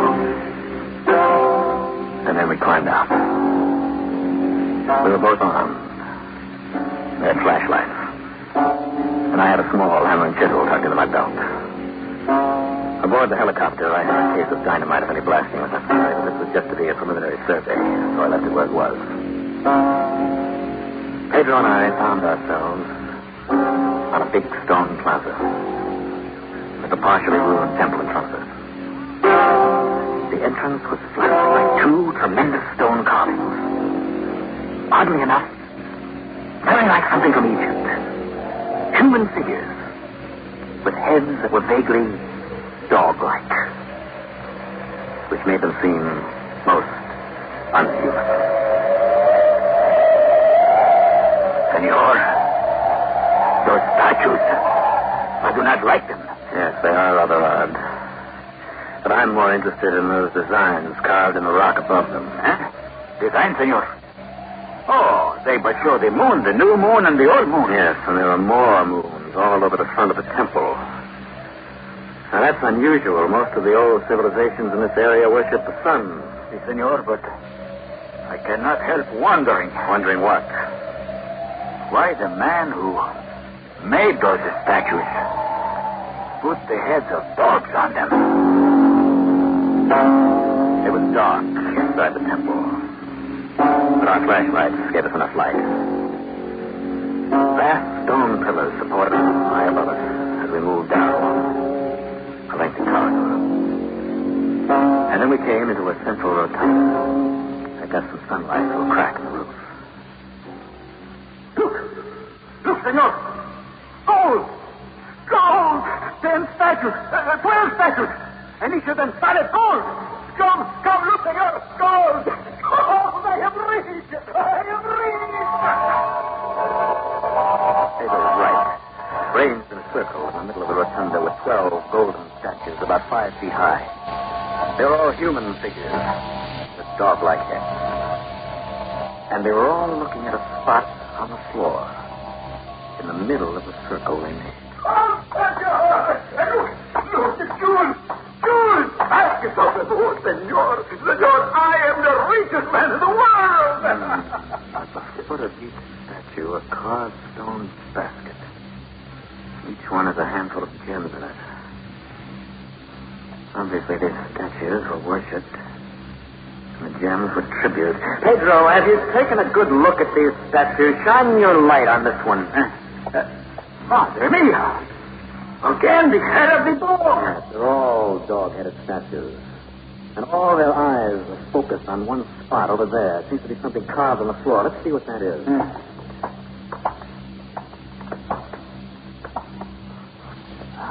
Senor.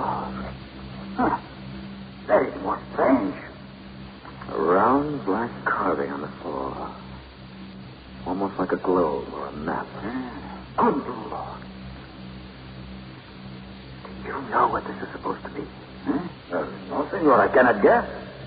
It's the moon. Carved on the floor in black basalt, the moon. Ah, see.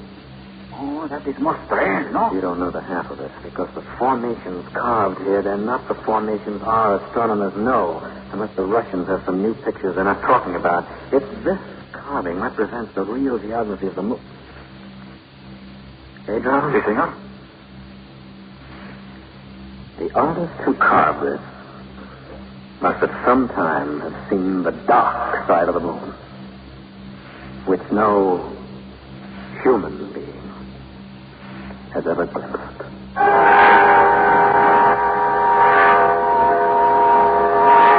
I know it sounds crazy, but the more I studied that round black carving, the more I was convinced it was an accurate relief map of the dark side of the moon.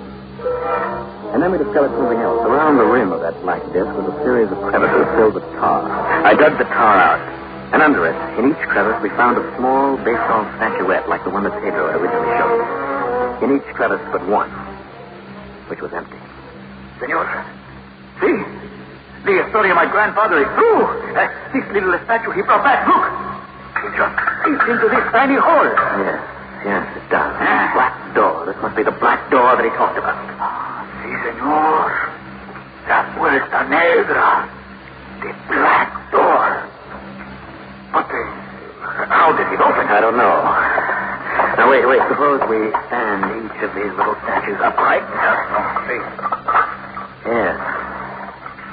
Yes, they fit tightly like handles.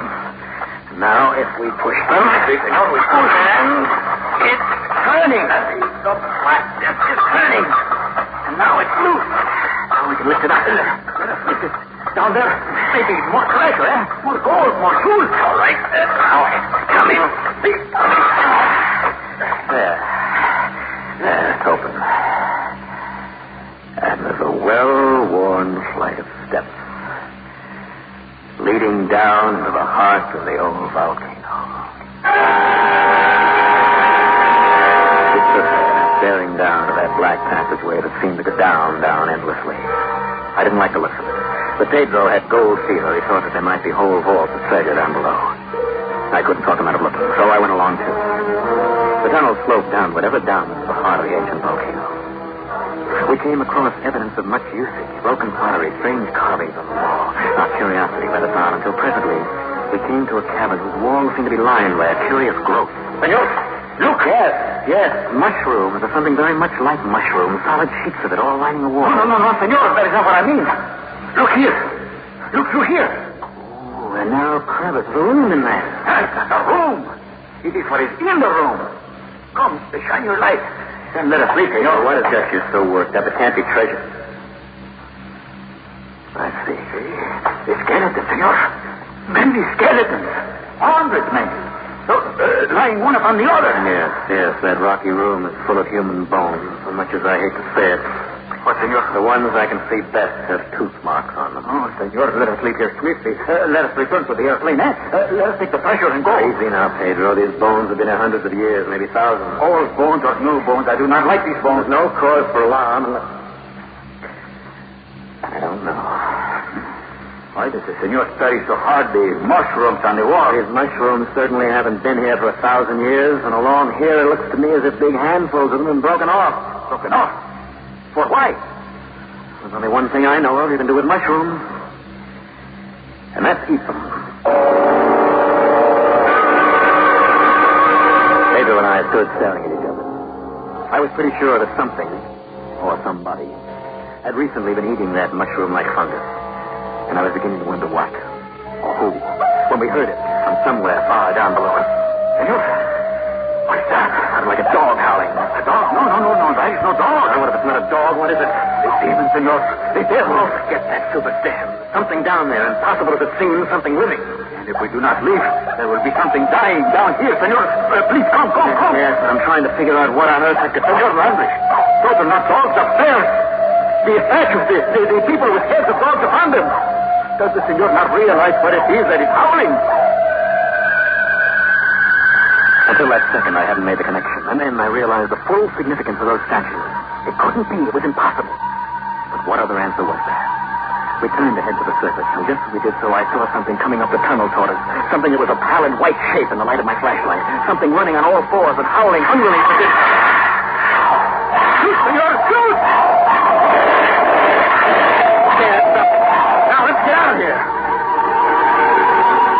We didn't even stop to look at what I'd shot. I'm not sure I wanted to look. We just turned and ran up that long tunnel to the surface.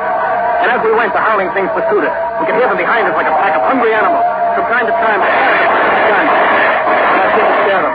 We finally popped out into that ruined temple with the 12 dog-headed guards. And I understood at last what that black door was for. It sealed the entrance to the underground world where they lived. Pedro and I flung ourselves on the ground. A great long slab of black rock was, and we couldn't move it. It was wedged open somehow, and we couldn't get it closed. Senor, quickly! They will follow us in a moment! Gathered down there beyond the first bend. Obviously, they don't like light. They are getting up there. Hurry! We gotta shut them in. We can't let those things loose. We can't shut the black door. We can do nothing.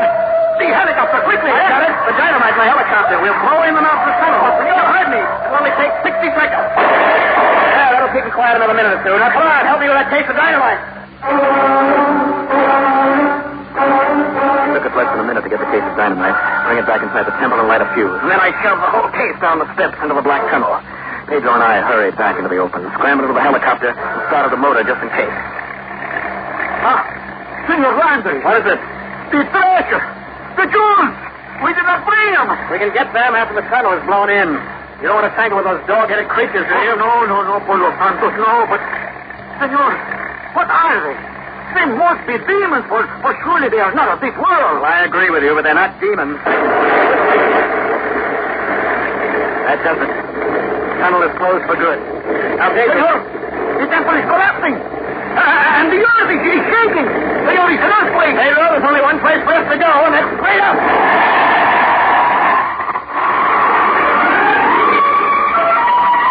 The helicopter jumped 1,000 feet straight up, just before the temple crashed on the spot where we had been. And then we watched from a box seat while the lost city crumbled into ruins.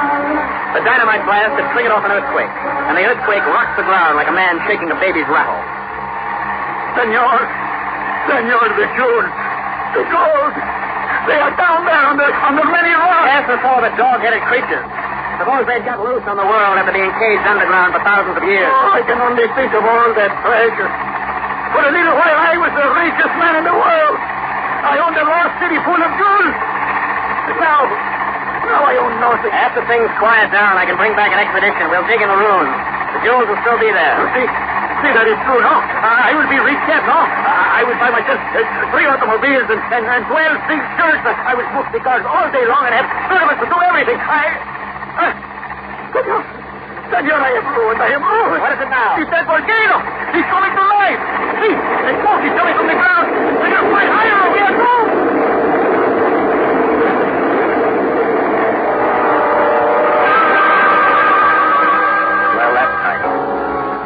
night triggered an earthquake. And the earthquake opened up fissures leading far down to where the volcanic fires had been banked for thousands of years. And by the time we got 10 miles away, that entire mountain was blowing up in a vast spouting fire and ashes and molten rock. But somewhere down in the heart of that inferno was the lost city. The city of the fire god. It would have made my reputation.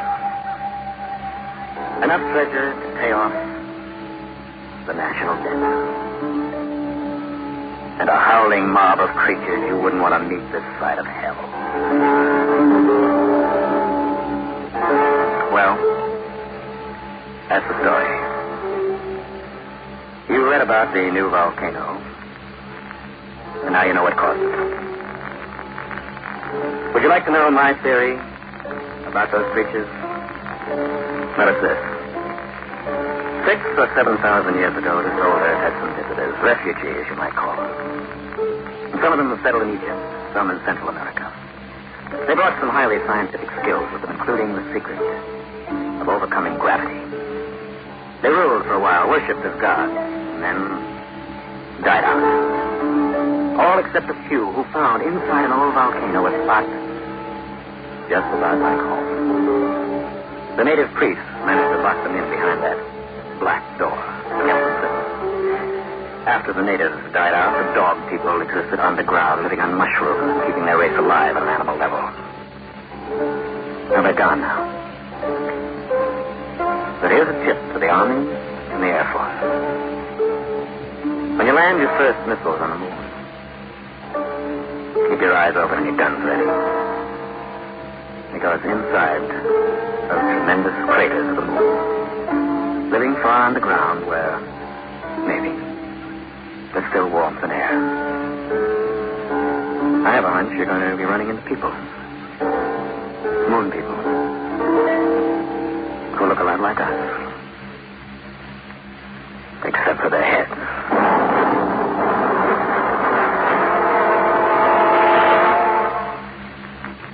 Suspense.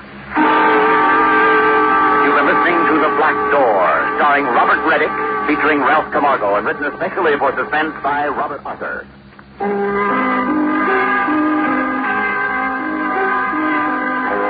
Suspense is produced and directed by Bruno Zerato Jr. Music supervision by Ethel Huber. Listen again next week when we return with Man Trapped, written by John Robert. Another tale well calculated to keep you in suspense.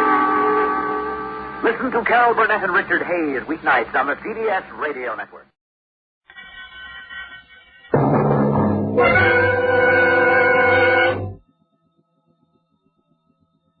And now, a tale well calculated to keep you in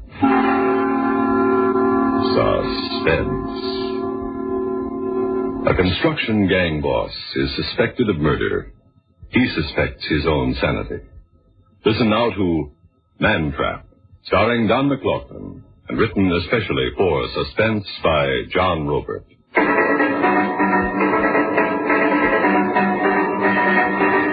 We were in the Southwest, a construction gang building a highway, dynamiting through mountains of rock that rose 2,000 feet. I was gang boss. My name is Brick Delaney.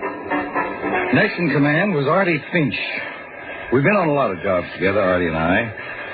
We could have been friends, but Artie had his wife, Lola, on his mind, and jealousy written all over his face, even while talking construction. I'm packing dynamite in these grooves, here on the map. Okay? The location's okay, Artie, fine, but why are you packing it? Why not Pedro packing dynamite his yard? Because I want it like that, Delaney. I want to go back to sleeping nights. Now, what's the gripe? The same old one? You and Lola? There's nothing between me and your wife, Artie. You can't take your eyes off her. Neither can 50 other guys, Artie. Lola's a good-looking gal. Guys can't help being guys, but it's hands off. She's your wife, and I respect that. Believe me, Artie. After I pack those rocks personally, I might believe you. What's packing those rocks got to do with it? I'm up there on the side of the mountain with a kick of dynamite under me. If you want Lola bad enough, All you got to do is set off the charge before I signal all clear. What? Yeah. Blow me to bits by accident. On purpose. Artie, you're stark raving nuts. Sure, I don't deny it. I'm going bats wondering how much you go for Lola and how much Lola goes for you. Come on. And how often do you meet? And when I'm not looking and where? Artie. And what are you two connivers up against me? Sure, I'm nuts. That's why I'm packing that dynamite instead of Pedro. Just what's that going to prove? If I live, I'll know there's a limit to how far you go against me. If I live, I'll think maybe I'm way wrong about you. If I live, maybe we can be friends like before. Artie, you're nuts. You afraid, Delaney? Afraid you might see to it that I do blow up? Okay. Prove what you have to your own way. You know Pedro's routine? Let it perfect.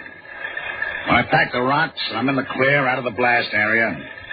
I blow this whistle. Twice. You blow it twice, and loud. All right. And you count off 30 seconds before you release the blast. Do I know the routine? Go pack the rocks. It was crazy like a schoolboy dare, but Artie was a schoolboy when it came to Lola. I waited for the whistles to signal all clear. I counted off 30 seconds and then released the blast.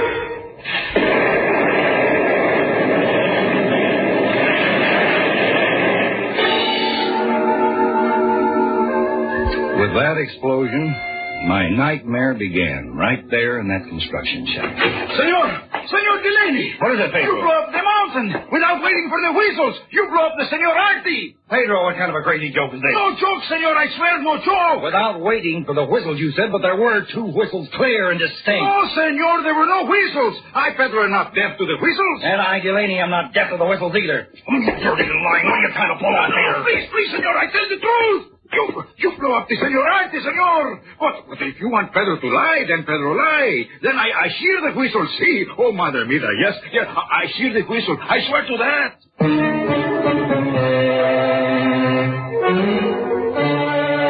Sure of something, and then you're not sure. Could I have imagined those whistles? We searched the side of the mountain in the area of the blast, searching for whatever was left of Artie. Searching with me was Kelleher, the town sheriff. Everything was according to the book, you say. Finch packed those rocks, then signaled all clear. Yes, I set off the charge after hearing Artie's signal. 2 whistles, huh? 2 whistles, and 30 more seconds as an additional safety precaution. How was it Artie Finch packed those rocks? Wasn't that something new for him? Well, Artie asked if he could do it. How come? No reason. Novelty, I guess. How come you allowed it? Artie knew the routine. That isn't my question, Delaney. Oh, I haven't any answer. I see. Couldn't it be maybe that you ordered Artie to pack those rocks? Why would I do that? I don't know. Gang bosses get funny ideas sometimes. I'm afraid we're wasting our time looking for Artie's remains. That blast hit him like a fragmentation bomb. Well, look, maybe it didn't hit Artie. Maybe Artie isn't dead. And where is he? Oh, I don't know. Maybe he's dazed, wandering around somewhere in the mountain. He got out of the blast area, but not far enough. I don't think so, Delaney. We haven't found a corpse, but I've been picking up a few things here and there while I've been searching. Picking up what? This, for instance. A piece of cloth? A collar off a windbreaker. And this. A watch? The shell of a watch. There's an inscription in the case, if you notice. To Artie with love. Lola. And something else, Delaney. A more, gruesome exhibit. I've got my back to it. Have a look. I'm sick. I said the blast hit him like a fragmentation bomb. In his town office, the sheriff had Lola Finch identify some articles. What about this watch, Mrs. Finch? It's a watch I gave Artie on his last birthday. Was Artie in the habit of wearing it? All the time. Go ahead, cry if you want to. I've already done my crying. Lola, I'm terribly sorry for what happened, but... But it wasn't anybody's fault. Is that what you wanted to say, Delaney? It's one of those weird accidents. That 1 in 1,000. 1 in 1,000, huh? I'd mark that on Artie's headstone. Keller, if you're trying to make a reputation as a cynic, you're doing it big. Artie doesn't mind me being cynical. The dead aren't very sensitive. What is it with you, Keller? Missouri. I was born in Missouri. A lot of funny ideas kick around in my head. Like? Like this one. Lola, how was the marriage while it lasted? Fine. Happy, both of you? Of course. Never saw a happy man get drunk as often as Artie did. Artie was anxious sometimes, like everybody gets. What are you hinting at? Did Artie blow those whistles that sit right down on the dynamite? What? Could he have committed suicide? No. Not Artie, never. You're so sure, huh? Artie liked living. He was cheerful about things. He made plans. Don't get steam heated. It was only an idea. I've got something to attend to for a minute. I'll only be a minute.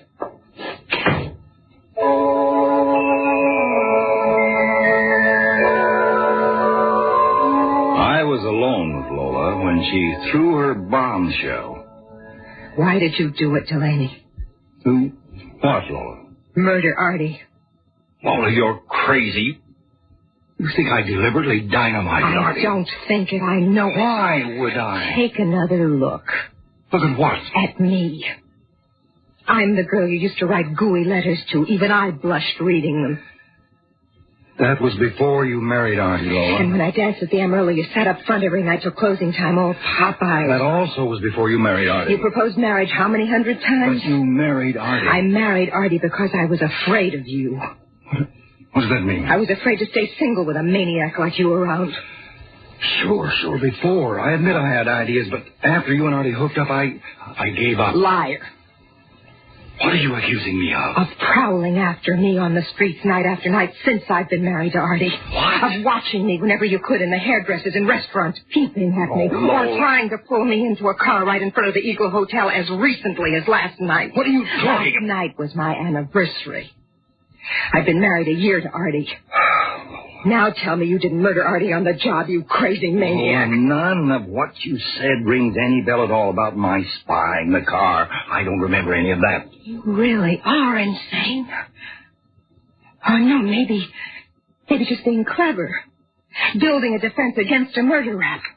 Well, look, about that attempt to kidnap me, there was an eyewitness to it. Who's the witness? Pop Wilkes. He runs the shoe shine parlor on Main Street. He saw the whole thing right through his store window. Anytime you want to refresh your memory. Well, I'm back. Had a nice chat, you two?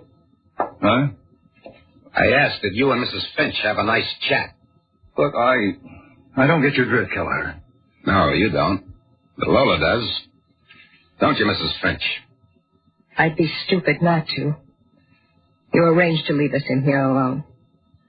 I knew you were a smart one. See Delaney in this drawer? See that gadget? Yeah, I see it, yeah. So what? It's called a tape machine. It makes a record of conversation. Why, you... So long, Delaney. See you around. I can go, you say?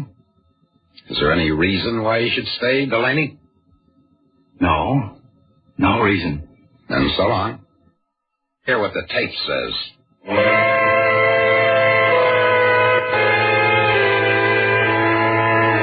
Keller had a record of Lola's accusations. I went to talk to Pop Wilkes.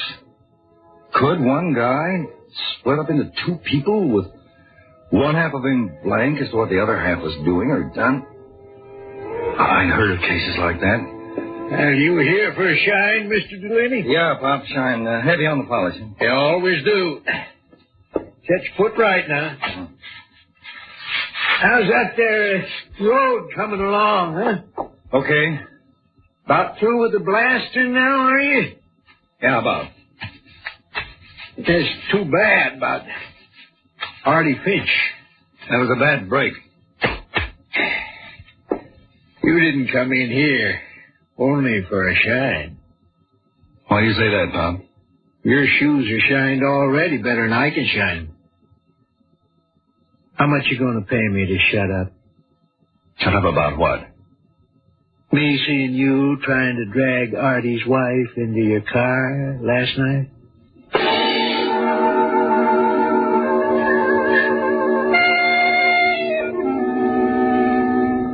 One guy could be two people. I was getting proof of it.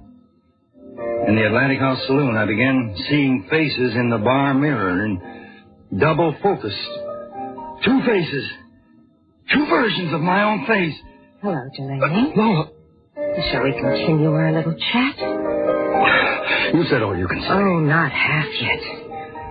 I saw you get a shine at Pop Wilkes. Who's watching who now? Did you get your memory back with the shine?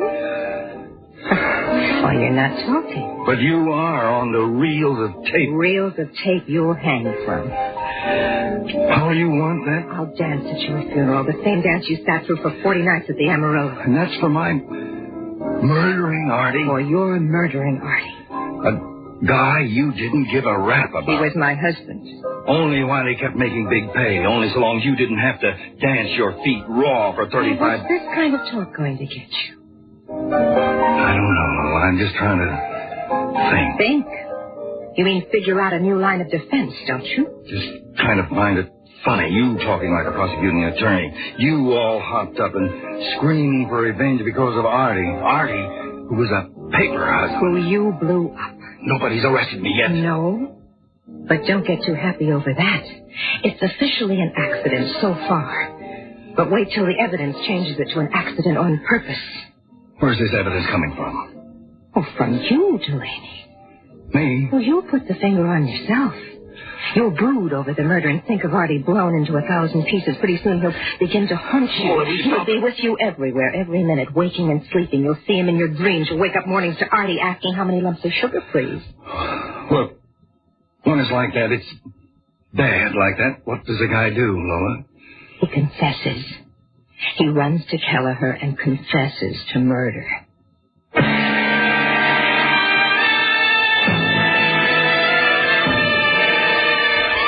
Lola had it right. Artie began living with me. On the job. Dynamiting through the mountain. Pedro's packed the rocks, Delaney. Artie. Hear the whistles, Delaney? Artie, I heard them when you whistled, too. Artie, I'll take an oath. Ready now? Count off 30 seconds. Now, release the charge. Blow it up.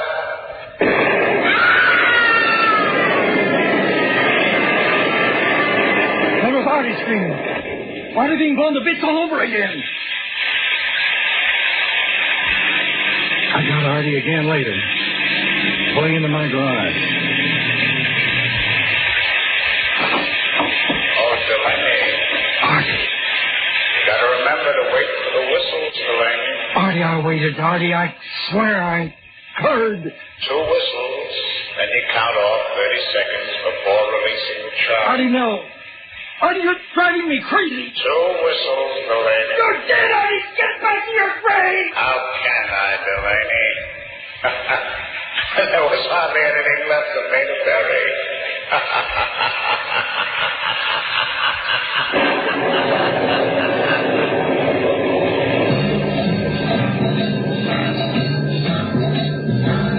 And upstairs where I live. I didn't even get time to get the key in the lock. Somebody inside an empty apartment was letting me in. Come in, Delaney. Artie, please, no more tonight. Artie, aren't you a little confused, Delaney? Keller. That's better. Been seeing ghosts, have you? Yeah. Artie, he's with me everywhere. There's no doubt. Keller. Yes, Delaney? I murdered Artie Finch. Now lock me up, take me out, and hang me. Let's get this over with. You're moving a lot faster than the law can, Delaney. I can't stand any more of this. Then sit down and listen. Listen to what? Lola Finch accused you of murder. I have it on tape. But I didn't arrest you. No, you didn't, and I couldn't figure out why you did. Because there are angles to what happened out there to Artie Finch. Angles that need thinking about. What angles? For one thing, insurance. Artie's death is worth $30,000 to his widow, Lola Finch. I didn't know Artie carried that much. He doubled the amount 1 month before he died. A lot of dough, $30,000 for a dame like Lola. With that much, you set fire to the world. But if she doesn't get the money... Doesn't? How could that be? If Artie committed suicide, say, there's a clause that voids the policy in the event of suicide. Not a cent for the widow. Well, is that why you've been hounding the suicide angle since the start? That's also why Lola made the fancy speech about how Artie loved life. How Artie had big plans for the future. I mean, she was trying to beat down the suicide angle? As hard as she could. It's also why she's playing on your nerves. Talking into the tape machine, making you see ghosts. I don't get it. In the event of murder, she still collects. You hang, but Lola collects. Delaney, let me ask you something. Artie had no business packing those rocks, did he? No. He asked to do it. He insisted that he wanted to. He gave you the two-whistle signal that it was all clear for you to go ahead and blast. Yes, that's right. That meant he was supposed to be out of the blast area. Yes. But he wasn't out of the blast area. He was right in it. That means he deliberately stayed in it. Artie meant to be blown up? That's my theory. Why? To make Lola a rich widow. That doesn't make sense. Artie Finch didn't make sense. He married a woman who ate him alive. He gave her every penny he had. When he went broke, he borrowed to give her more. Yeah, Artie always was a sucker for punishment. Sure. See the angle now? Not altogether. What's your angle in pushing this suicide idea as hard as you are? 20% of the money saved. The company promised me 20% as a reward. Oh, I see. Then it could have still been an accident or murder. Lola really got to you, huh? Yeah. Lola really got to me.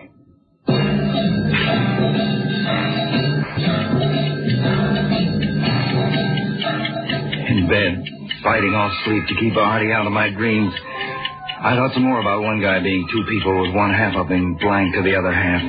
I couldn't buy Kelleher's theory because of Pedro and Pop Wilkes. Pedro hadn't heard the whistles.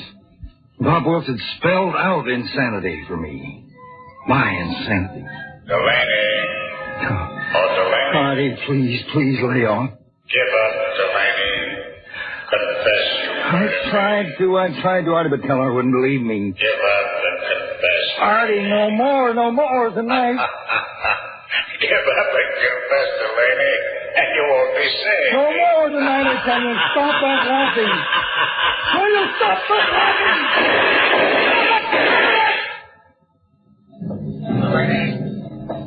Don't shoot. Don't shoot anymore. Artie.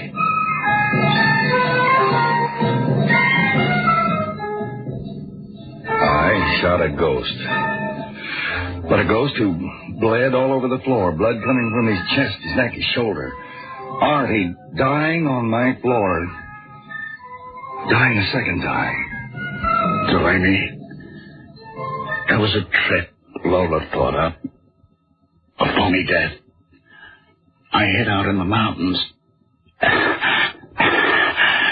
$30,000. We were going to blow it in on a time for ourselves. Even my jealousy was all an act. Do you hear me, Delaney? Yes. I hear you, Artie, but there was almost enough to reconstruct a corpse. Who was it, Artie? A tramp I'd hauled off a boxcar. I got him beard up and set him on that keg. You had to be cold-blooded for that. You get cold-blooded from the ice and Lola. What about Pedro? Bob Wilkes? $1 apiece was the bait. Some guys sell their souls for $1,000, Delaney. Like some guys sell it for $30,000, huh? Yeah, like me. I'm sorry, Delaney, for everything. I'm remembering we were friends once. So it all turns out that I murdered you anyhow. Yeah. The rap this time will be a medal. They'll pin a medal on you. Delaney. What? Stay away from Lola. Don't step into my shoes. It's a funny time to give me advice. You're out of it now, Artie. You're dying. Goodbye, Delaney, again. And this time I'm not kidding.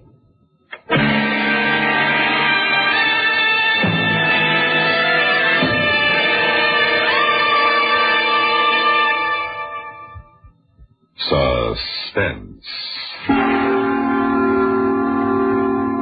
You have been listening to Man Trap, starring Don McLaughlin, and written especially for Suspense by John Robert.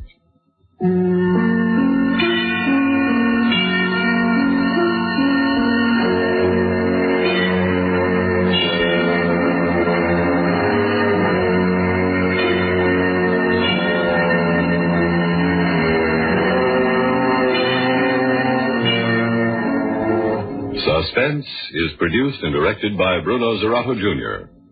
Musical supervision by Ethel Huber. Featured in tonight's story were Joseph Julian as Kelleher, Harry Keene as Lola, Ralph Bell as Artie Finch, Lawson Zerby as Pop Wilkes, and Ralph Camargo as Pedro. Listen again next week when we return with The Luck of the Tiger Eye, written by Jack Buttram. Another tale well calculated to keep you in suspense. There's no doubt about it. Other people's kids are never as funny as your own, except the kids on Art Linkletter's house party. They're always good for a laugh, so join them weekdays right here. Stars shed their inhibitions on Arthur Godfrey Time weekdays on the CBS Radio Network. And now, a tale well calculated to keep you in suspense.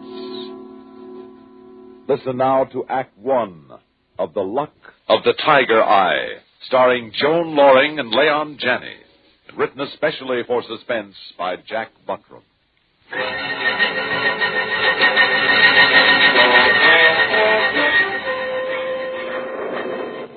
Henry. I don't like it, Henry. Don't like what? The old man's $250,000? No, the night and that storm. And I don't like having to come all the way up here now. If we could just wait until another time. Baby, you know that the will is very explicit. You have to come up here before the month is out. Now, do you want to collect the $250,000 or not? Oh, darling, you know I do. That's the way I like to hear my girl talk. It'll just be tough for tonight, and then we can get back to the city and... Oh, Henry. Wow. That hit just to the right. What a night. Will we be there soon? I think so. That must be it. I saw the old house illuminated in that last flash. The drive must be along here somewhere. Oh. What a nut. Building a house like that up here. Henry, please don't speak disrespectfully of the dead. After all, he was my uncle. And he's probably turning over in his grave at the thought of his niece coming to claim part of the inheritance. What a crazy codicil he added to the will. Oh. Okay. End of the line. Here, hand me the flashlight out of the glove compartment here. Thanks. I've got your bag. Come on, slide out my side. It's closer. All right.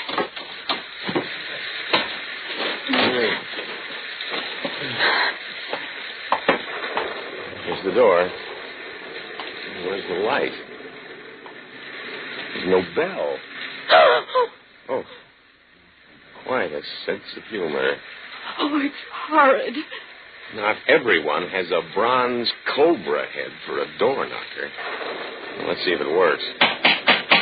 Oh, Henry, I'm scared. Oh, come on, Angel. There's nothing to be scared of.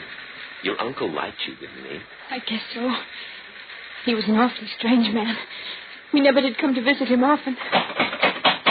Open up in there. Anybody home? Henry!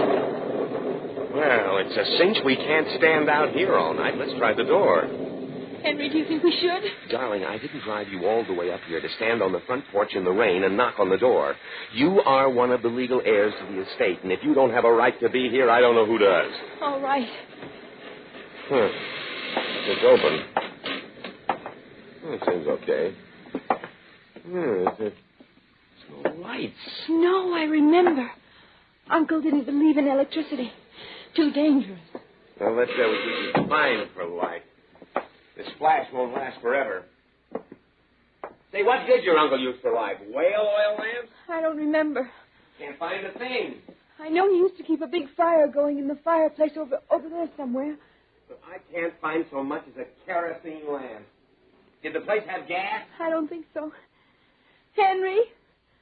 Henry, don't leave me in the dark. No, I'm not leaving you, Diana. I just have to find some light, that's all. Henry. Say, maybe there are some candles in the dining room. I'll go look. Henry, don't go away. I'm just looking for candles. Henry! Huh? Something's in here. Oh, no.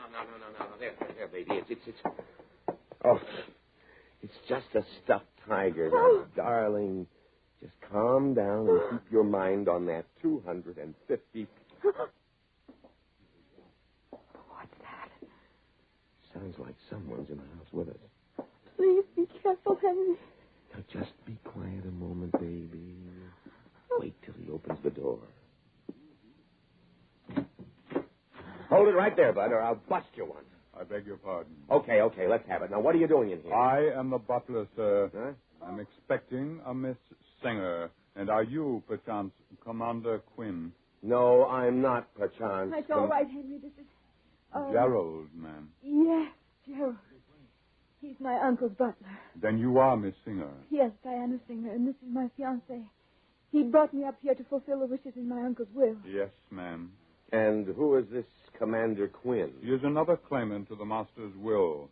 I expect him this evening also.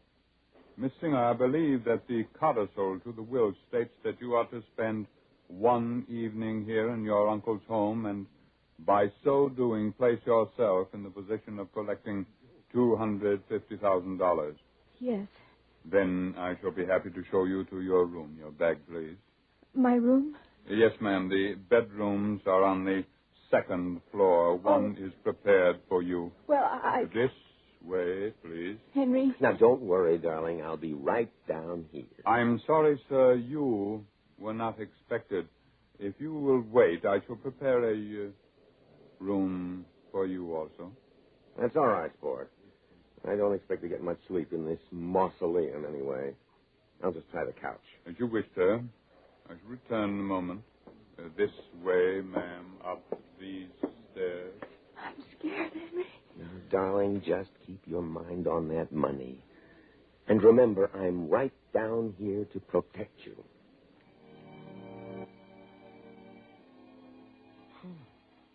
Creepy place.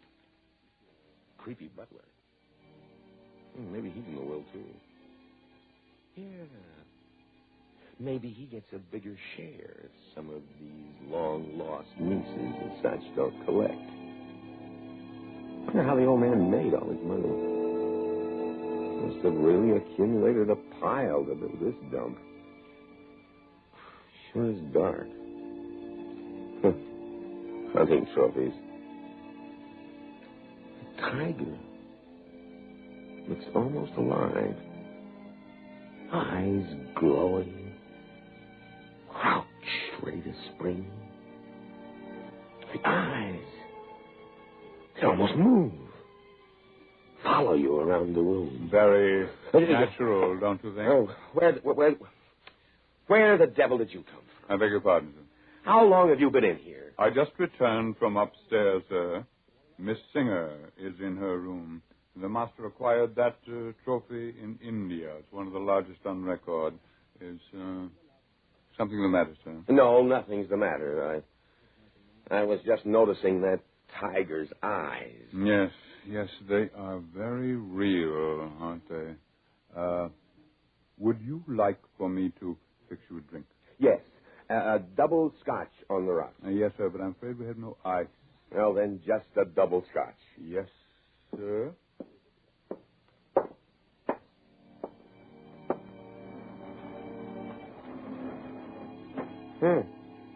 What's this? Looks like old diary. Let's see.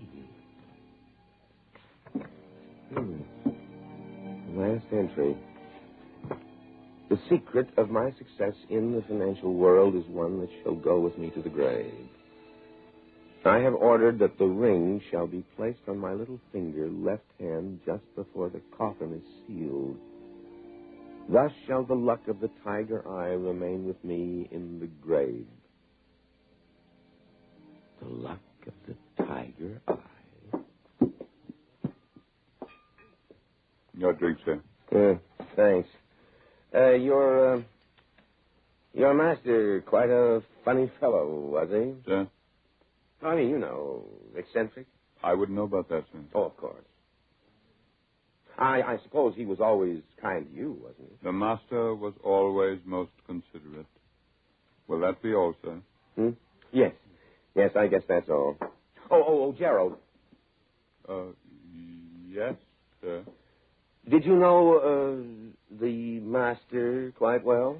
Quite well, sir. I was his only servant for 25 years. Oh, I see. Then you would know about the luck of the tiger eye. The tiger eye? Yes. Yes, I think it was a ring he used to wear. Oh, no, sir. He never wore it. Are you sure? Quite sure, sir. He kept it with him always, but he never wore it. He never wore it? Never, sir.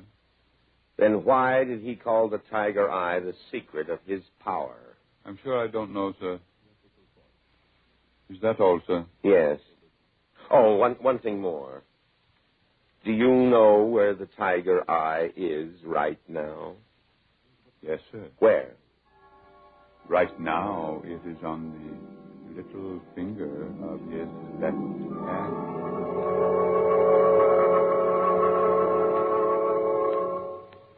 In just a moment, we shall return for Act 2 of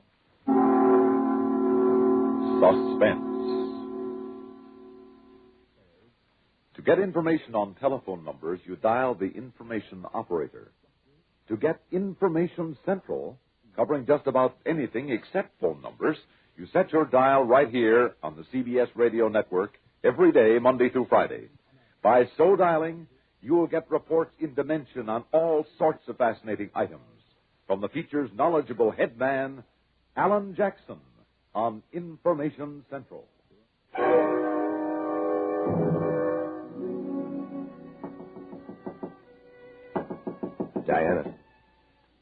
Diana. Wake up. Come to the door. Diana. Henry? Come to the door. Hurry. Henry, do you know what time it is? You really scared me out of my... Do you know where your uncle is buried? What? Where is your uncle buried? What? I think he's buried in the crypt on the hill behind the house. I think he had one built there. Why do you want to know? Just get dressed and meet me downstairs. I will not. Not until you tell me I'll what... tell you as we go along. Now, hurry.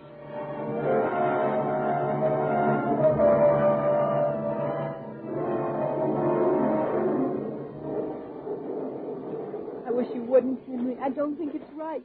Now, how can it do any harm just to look at this famous ring of your uncle's? But robbing graves... We're not robbing graves. We're just looking into the coffin just to see a famous ring and pay our last respects. I've paid my last respects. And I don't see what an old ring has We're to do with almost it. there. There, I saw it. It's over this way. Oh. Come on.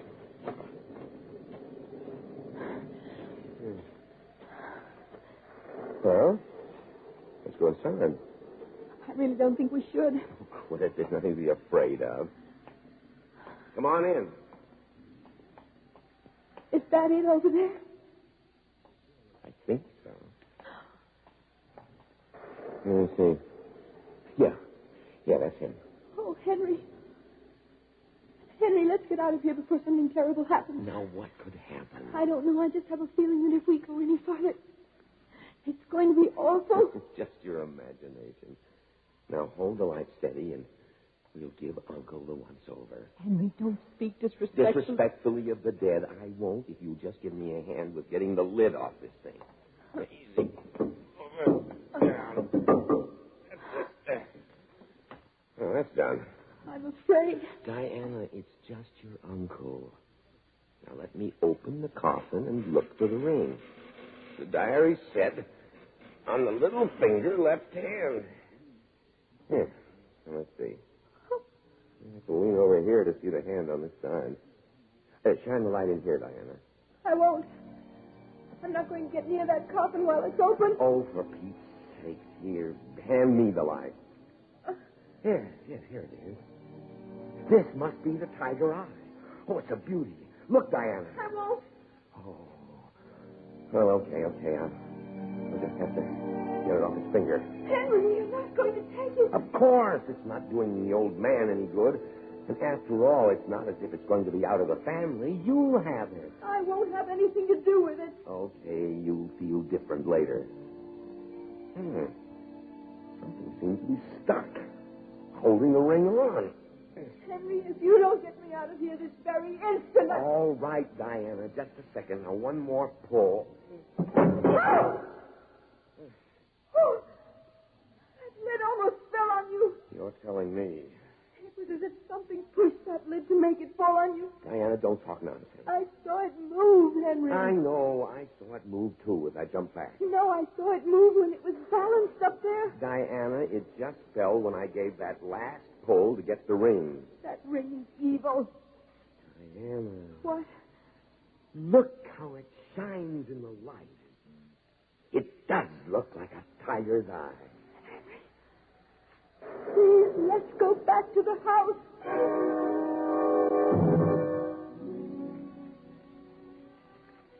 Oh, Diana. The firelight makes it glow like something alive. You shouldn't have taken it. The first thing in the morning, you will have to put it back. Okay, baby. Anything you say. But what good is the ring doing anybody out there in the coffin with him? It's not what good it's doing, it's what evil it's doing while it's out. Diana, the ring has just a semi-precious stone. Just the same, it's going back. Henry. Oh, Henry, I don't want to talk about that old ring anymore. You'd think you're expecting your uncle to come for it. You don't have to get upset over every little sound. I'll go, sir. Oh, Gerald, the next time you do that, I swear... I'm sorry, sir, I'm sorry. Commander Quinn? That's right. You're expected, sir. Come right in. Thank you. Oh, hello. Hello, I'm Henry Letcher. How do you do? Colby Quinn. Glad to meet you. This is my fiancée, Diana Singer. Oh, pleased to meet you, Miss Singer. Won't you join us? We've had something of a wet night. Yes, it has been a rather bad one, hasn't it? Well, my plane was delayed. When I finally got it, I decided I might as well dash on up here and get it over with as soon as possible. Gerald. Oh, thank you. Gerald. Yes, sir. Could I have a bit of brandy, please? Right away, sir. Thank you. Oh. You're in the inheritance, too? Yes. And you, are you one of my long-lost kin? No. But I suppose you and Diana are cousins somewhere along the line. Yes. What's the uniform? Oh, RAF. I got in during the war and never got around to getting out. At least, not for long. And if you spend the night here, you get $250,000 also? Yes. That's the way it seems to shape up. The old man must have been loaded with dough. Well, I don't know very much about him at all. It seems he was somewhat eccentric. Somewhat? Henry, don't speak Okay. And quite a sportsman, I believe. Oh, yes, so I've heard. You know, I've also heard he was practically unbeatable at whatever he tried. Is that so? Do you know about the luck of the tiger eye? Tiger eye? Mm-hmm. Seems to me I have heard something of it in India. Yes, bad as I remember. But I can't quite put my finger on it. Well, we have reason to believe that the old man used a tiger eye ring as the secret of his power. I don't quite understand. Over here in his diary. He said... Now, look here, old man. You haven't been going through his private papers, have you? You see, Henry, I told you. Of course not. I merely looked inside his diary at the last entry. His diary? You have no right Don't to... tell me what I have a right to do. I want power. I need power, and that's what the old man said he got with the ring. You have the ring? Yes, I have the ring. And in the diary, it says that this ring was the secret of his wealth and power. Well, possibly so, old man, but in any case, the ring is part of the estate and as such belongs to the heirs. No. The ring went to the grave with him. He didn't intend for any of you to have it. Good heavens, man. Do you mean to tell me that you've robbed my uncle's grave? I've got the ring, and I intend to keep it. But what possible good can the ring do you? The stone is only semi-precious, as I remember. Yes, it's quite right, sir. Mr. Letcher, the stone has no intrinsic value. You, Gerald, how did you use this ring? Use the ring, sir. Use the ring. You heard me. You were his only servant for 25 years. You must have known about the ring. Yes, sir, I knew about the ring, but it was my master's wish that the ring be buried with him. Well, I have the ring now. And I intend to use it. Now I want you to tell me how it must be used. Miss Singer, can't you reason with him? Oh, Henry, Oh, shut up, Diana. Sir, you are making a scene. Look here, I can't stand by and... Stand by and do what? Gerald. I want to know how your master used this ring. You're hurting me. I'll do a lot more if you don't tell me quick. Very well, sir. It's more like it. He kept the ring in his possession, as I said, sir. But he never wore it. Yes? Yes? Especially would he use the ring when dealing with business associates and the like. Go on. But when the occasion suited, he would give them the ring. Give them the ring? Yes, sir. And how did he get it back? Oh, it always came back to him. Now I get it. They would put it with their other valuables, and he would arrange then to swipe the whole caboodle. Hardly, sir. Come on now. You don't need to defend the old man before me. In fact, I think I know him better than the rest of you anyway. There is one other thing, sir. Yes? Whenever he would give someone the ring, he would tell them to place it on the little finger left hand and to twist it around 3 times for good luck. Little finger, left hand, twisted around 3 times. That's what he would say, sir. Well, old Henry Letcher is ready to let himself in for a piece of that luck right now. Oh, There. It's on the little finger. Henry, I don't think you'd better. There's something simply awful that's going to happen. I feel it. Don't be ridiculous, Diana. Now, to twist the ring around my fingers 3 times. Henry, don't. I really wouldn't do that if I were you, sir. You wouldn't do this if you were me. But you aren't me. I'm Henry Letcher, and I want to have lots of good luck, lots of power, lots of money. So, here's to the tiger eye luck. 1, 2, 3. There. I can almost feel it flowing in my veins. Why, it's like I'm 10 feet tall. I feel as if I'm going right through the ceiling. I'm flying.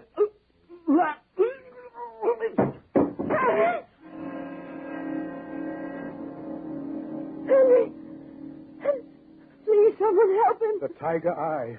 The robber ring. I should have remembered. Precisely, sir. It was a trick the Indian merchants used. What are you talking about? When pressed for their valuables, they would offer the robber this ring to put on. Yes, sir. What was it that killed him? Hidden inside is a tiny spring, quite pointed. It is coiled and embedded in wax that melts at body temperature. Oh. The point is dipped in cobra poison or something equally quite...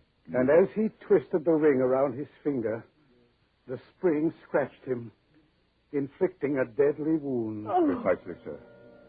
Master used to call it the luck of the tiger eye.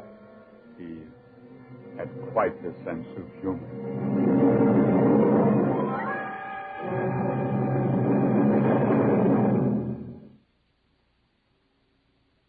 Suspense. You've been listening to The Luck of the Tiger Eye, starring Joan Loring and Leon Janney, and written especially for Suspense by Jack Buttram.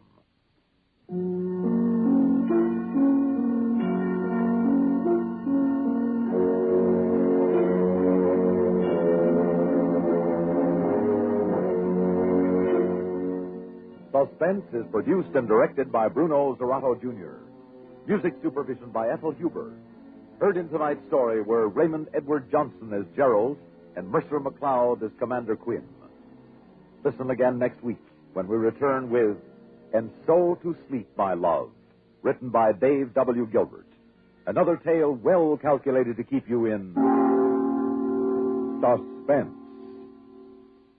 Durward Kirby's favorite program, The Gary Moore Show, weekdays on the CBS Radio.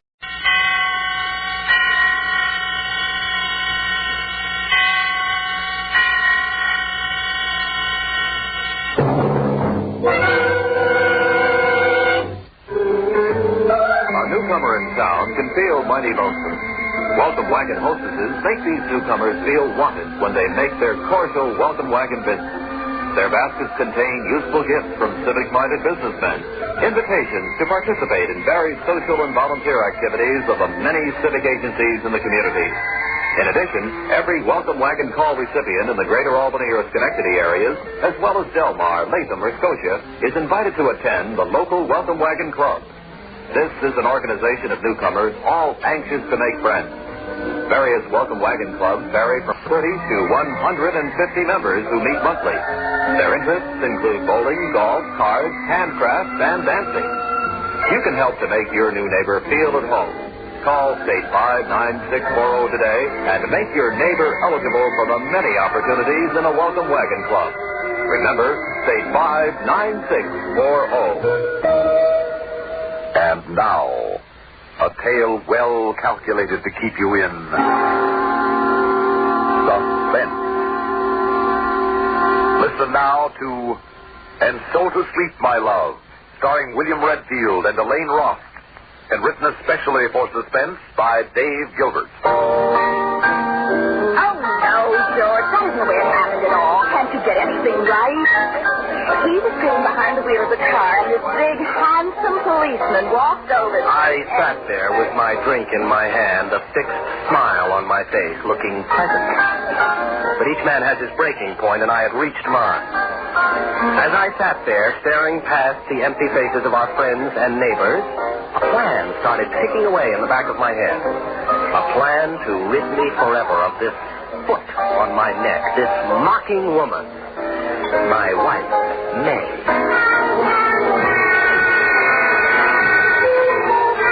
Oh, it was a shame, really. I'm sure I really loved May at one time.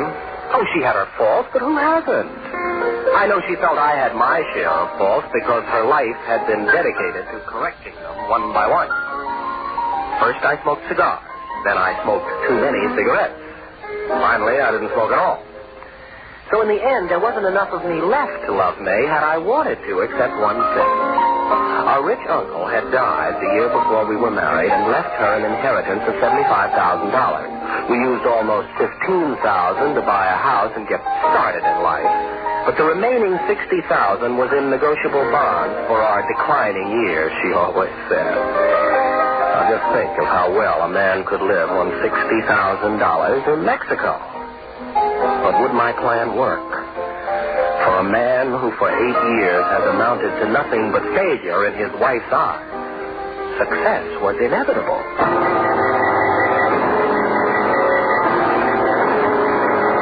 I decided to put my plan into effect immediately.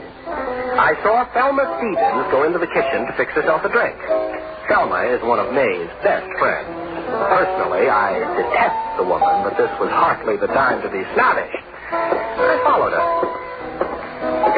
Thelma. Oh, Georgie. Hi, Nora. Oh, that was the funniest thing, the way you apologized to that policeman. Yeah. The way May told it, I could almost see you. Yeah, I thought it was rather amusing myself afterwards. By the way, did May tell you that our club is going to start a benevolence program for stray cats? Oh, really, cat? Oh, May just loves the poor, unloved things. As a matter of fact, it was mostly her idea that we undertake. Well, my wife has always been kind to dumb animals. Now, Thelma, I wanted to get you alone in the kitchen because there's something I wanted to ask you. Of course. What is it? Well, I was wondering if you knew of a good home remedy for insomnia. Oh, have you been having trouble sleeping? Well, May told me you've been eating like a bird lately. No, Thelma. It isn't for me, you see. It's May I'm worried about. May? Yes.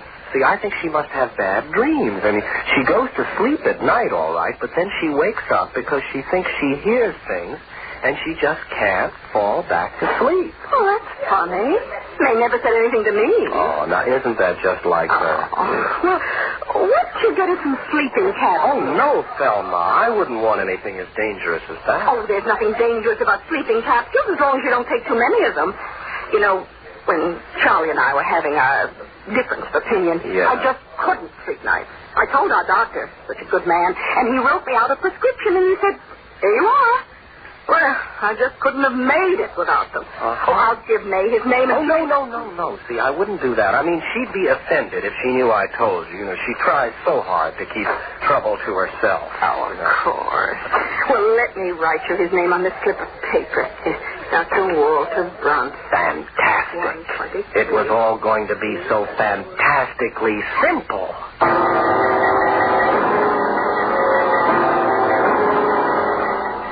The real work started the next day. May was planning to be gone for the whole day on a field trip with her idiotic club. And I announced at breakfast that I wasn't going to work because I felt I had the beginnings of a cold and I didn't want it to develop into anything more serious. I began the day by driving to the other side of town where I purchased a certain sound effects record in a small record shop. Then I returned home, certain in the knowledge that I saw or encountered no one I knew. The furnace in our house is situated in the basement with hot air ducts running to every room. Of course, in the summertime, it's empty and cold. The grate was just large enough to hold a small record player. Stringing the wire from our bedroom down through the hot air register and into the furnace took longer than I anticipated, but removing the switch from the record player and installing it in the heat regulator of my electric blanket took even longer. I worked feverishly as the big hand on the dresser clock swept to 6, and in my haste, I made more fumbles than I could afford. Just as I was fitting the plastic halves of the regulator over the new switch, I heard the front door open. George! Hello? Just one screw to go. Gotta get this together before she sees you. Drop the screw. George? Yeah, up here, darling. There, now, get in there, get... Good. Finished. Now, let me see. Is the room clean? Yeah, shove the bed against the wall. What are you doing up here? Good job, boy. Good. Oh, I just didn't feel like going to bed. Did you have a good time on your field trip? We went to the Humane Society. You know, George, people really just haven't done the proper thing for stray cats. Poor dears. I thought the evening would never end, but at last we went to bed. Usually, May falls asleep as soon as her head hits the pillow, but tonight I wanted no chance of error. As I lay there, listening to her breathing become more regular and shallow, little fears began to tear at my confidence. Because there's always a chance of miscalculation. And I remembered to turn on the volume of the record player. I was too loud. I broke out in a cold sweat. If only I'd had time to test it. My fingers itched to grab the blanket regulator, but I forced myself to wait. A half hour passed. My fingers stole along the electric cord to the switch, and I clicked it off. And I waited. Nothing happened. What had I forgotten? Connections? No. The needle? No. What then? Why no sound? And then, far down in the basement, I heard it. May was beginning to stir. I slipped my fingers over the switch, ready at a moment's notice. George. Yeah.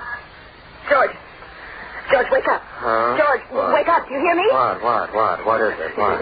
Did you hear anything? Huh? Hear anything? I thought I heard a woman, I don't know, crying. You thought you heard what? I was afraid. Oh, May, please. Now, you're not going to start imagining things again. Now, come on, go to sleep. Are you sure you heard nothing? Well, of course not. Go back to sleep. She lay back down, but she didn't sleep. I could hear her lying in the dark, just listening. The next night, I woke her again to the record, and the following night twice. I increased the number until she woke up screaming 4 times in one night. And I decided that the following night would be the acid test. That night, it took May longer to fall asleep than ever before. It was almost 1:30 before she started to drift off. My fingers found the switch.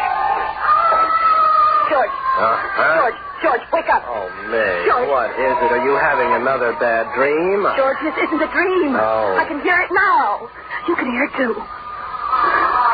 Hear what? Listen. It sounds like a woman crying, or a crazy woman, or a woman that isn't alive anymore. Oh, George, listen, you must hear it, too. Oh. There's something down there. Please go down and see what it is. Now, May, I have given in to these whims of yours too long. I absolutely refuse. Now, darling, you've had these bad dreams before. It's a bad dream. I'm awake, and I can hear it now. Well, I hear nothing. All right, now go myself. I got out of bed and clicked on the light. I listened to her go downstairs. As soon as she hit the living room, I turned off the machine.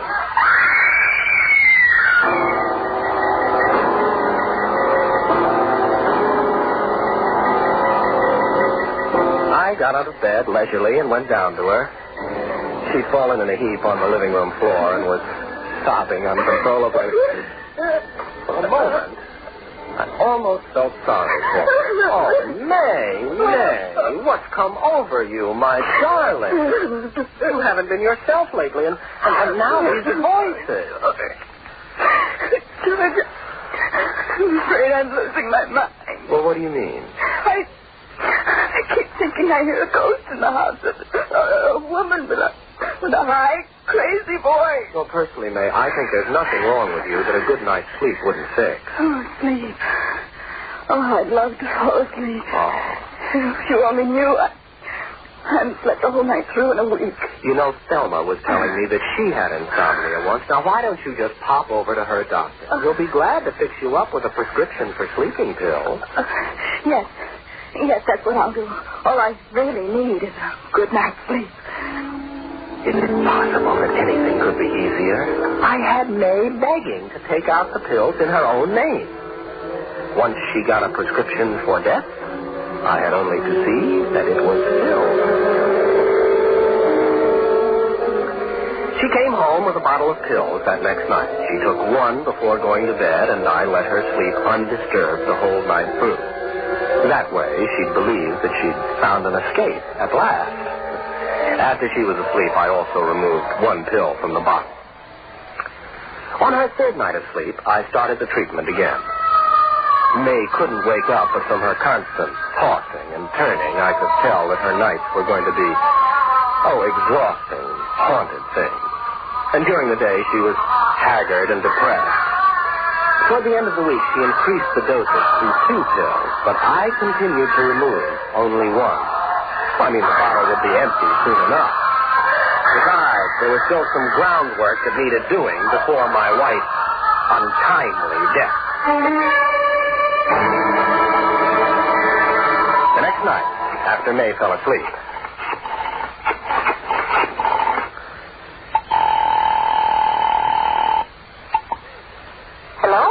Hello, Thelma. This is George. Look, I hate to disturb you at this hour, but May isn't over there, is she? Well, no.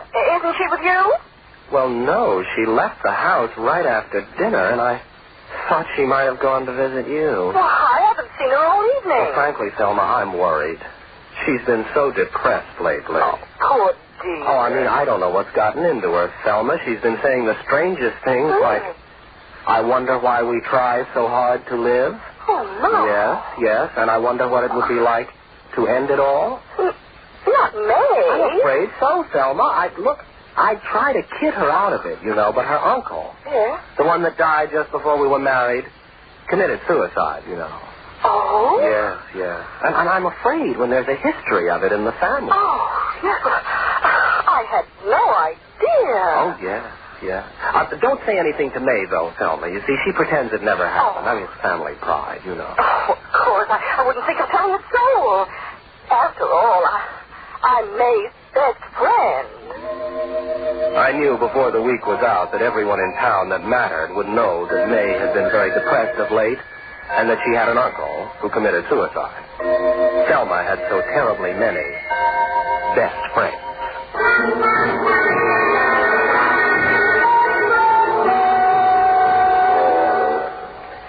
The day I'd selected for May to join her dear departed uncle would be the day she replenished her supply of sleeping tablets. On that day, she told me she was going to have it filled right after seeing her lawyer. The state had passed some new tax law, and she wanted to see if it affected her, my inheritance. When May came home that night, everything was ready. Yoo-hoo, George. I'm home. In the kitchen, May. Were you lonely without me today? Oh, a little, but I'm getting used to it. Why, George, you fixed dinner for me. How thoughtful. No. I just couldn't have faced fixing dinner tonight. Yes, I know. Oh, you've been so tired lately. Come on, sit down. I wonder if those sleeping pills keep me tired. Maybe I should stop taking them. You got some more, didn't you? Of course. What makes you ask? Oh, nothing. I just don't enjoy getting up in the middle of the night either. I'm sorry, George. Oh, it's all right. But you seem more cheerful than you've been for a couple of days. Any particular reason? No. Well, I'm glad. Yeah. Are the new taxes going to affect your inheritance at all? No. The lawyer and I made sure the money will be safe. Good. Eat your soup, dear. Was all I could do to sit there and eat calmly. What if tonight, of all nights, she didn't want mushroom soup? Possible. One of her favorite dishes. Control, Georgie boy, control. That's one thing you've got to have, control. How's the mushroom soup, dear? Since I married you, you've developed into a remarkable cook. Well, it's easy when you have someone to cook for. Remarkable cook. I looked at my plate and I couldn't even see it. I was too busy seeing her spoon down her soup to the last drop, and with it the contents of more than 17 sleeping capsules.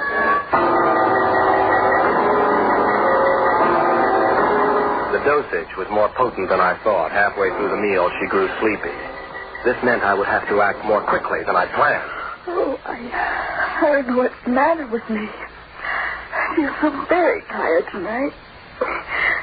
You know, it's silly, but I think I'll go up and go to sleep. Well, why don't you, dear? I'll clean up the dishes. I stood in the kitchen and listened until I heard her get into bed. I went to the living room and got her pen and purse and a piece of stationery. Then I raced upstairs and stood outside her door, the blood just thundering in my head. The timing had to be perfect. Too early, and she would resist me. Too late, and she would be incapable. I spent a moment putting on a pair of cloth gloves. Nothing must go wrong. I entered the room. May, wake up. Had I waited too long? May, wake up. May, I want you to write something. I'm tired. Wake up, May. I want you to write something. I want to go to sleep. Wonderful. That's what I want you to write, dear. Here, take this pen. Pen? Yes. Now, write. Right? Yes, write. Write, I want to go to sleep. And then you can go to sleep. Now, don't look so confused, my darling. It's all right. You can trust me. You're very tired. Hurry up and write, and then you can go to sleep. Right. Yes. I want to go to sleep. Good. That's right. Now, sign your name. Name? Yes, your name. I'm tired. Sign your name, and then I'll let you go to sleep. That's good. That's right. And so, to sleep, my love. For the second and last time in her life, my wife, May, did something I wanted her to. I folded the note in half and placed it along with a pen on the dressing table next to the bed. I fished in her purse, found the new bottle of sleeping pills, the one with her name and today's date on it, emptied 17 of them into my gloved hand, and left the rest in the bottle and put it on the night table. Then I locked the bedroom door with an aluminum key I had made. The only other key was in her purse. Then I went down to the kitchen to tidy up.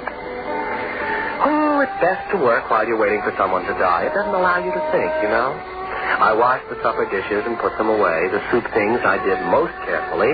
The cloth gloves were burned in the fireplace with some old papers and the ashes stirred. I was most methodical. The aluminum key and the 17 sleeping pills were chewed up and flushed away in the disposal. I sat down in the living room to enjoy a cigar I bought for the occasion. The first one I'd smoked in my own living room for years. I can't say that I was entirely lighthearted. It's a strange feeling to sit alone in a house where someone's dying. But I sat there and watched the long summer day darken outside my window. I tried to pass the time thinking of Mexico and the house I would buy. And what's that? What's it? Listen to me. Oh, it's nothing. It's my imagination. I have too much self-control to let my imagination ruin everything now. I picked up a book I'd never had time to finish before. Oh, there were so many things I'd intended to do with my life. Now I could do them when and how I chose. So I sat down and opened the book. Well, I could have sworn that infernal record. Could it have gotten turned on somehow? I got up and walked casually to the basement and opened the furnace door. Well, just as I thought. The phonograph was as I'd left it. But to satisfy a whim, I removed the record and broke it into several pieces and threw it into the trash can. Well, now, who would be calling at this time on a Saturday night? Well, at any rate, I knew what I'd say when I answered it.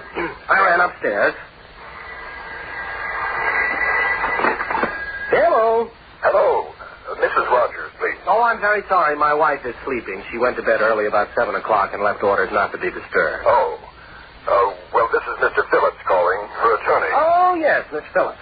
Mr. Rogers, I'm taking the family on their summer vacation tomorrow morning, and I wanted to talk to Mrs. Rogers before I left. Oh? Would you tell her that I checked into the legality of establishing a hospital for stray cats, and it can be done? Cats?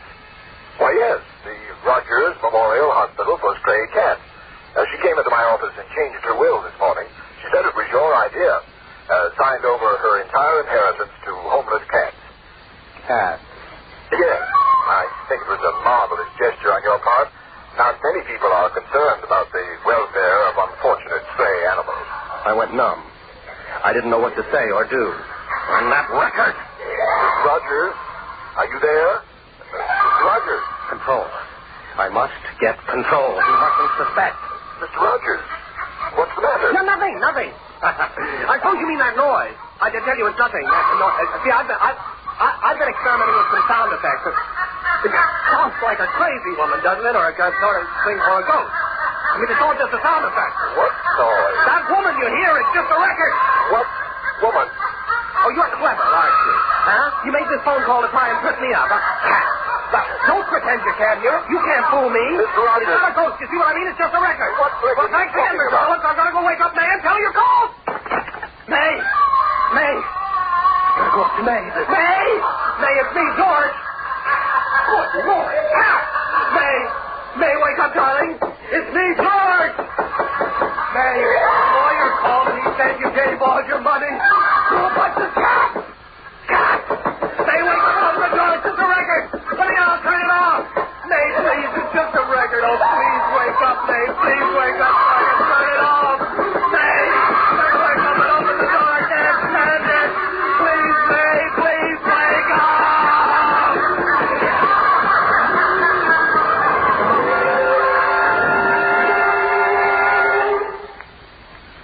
Suspense. You've been listening to And So to Sleep, My Love, starring William Redfield and Elaine Roth, and written especially for Suspense by Dave Gilbert. Suspense is produced and directed by Bruno Zerato Jr., music supervision by Ethel Huber. Featured in tonight's story were Bryna Rayburn as Thelma Stevens and Bernard Limro as Mr. Phillips. The wailing and laughing voice was created by Abby Lewis. Listen again next week when we return with Yuletide Miracle, written by John Robert. Another tale well calculated to keep you in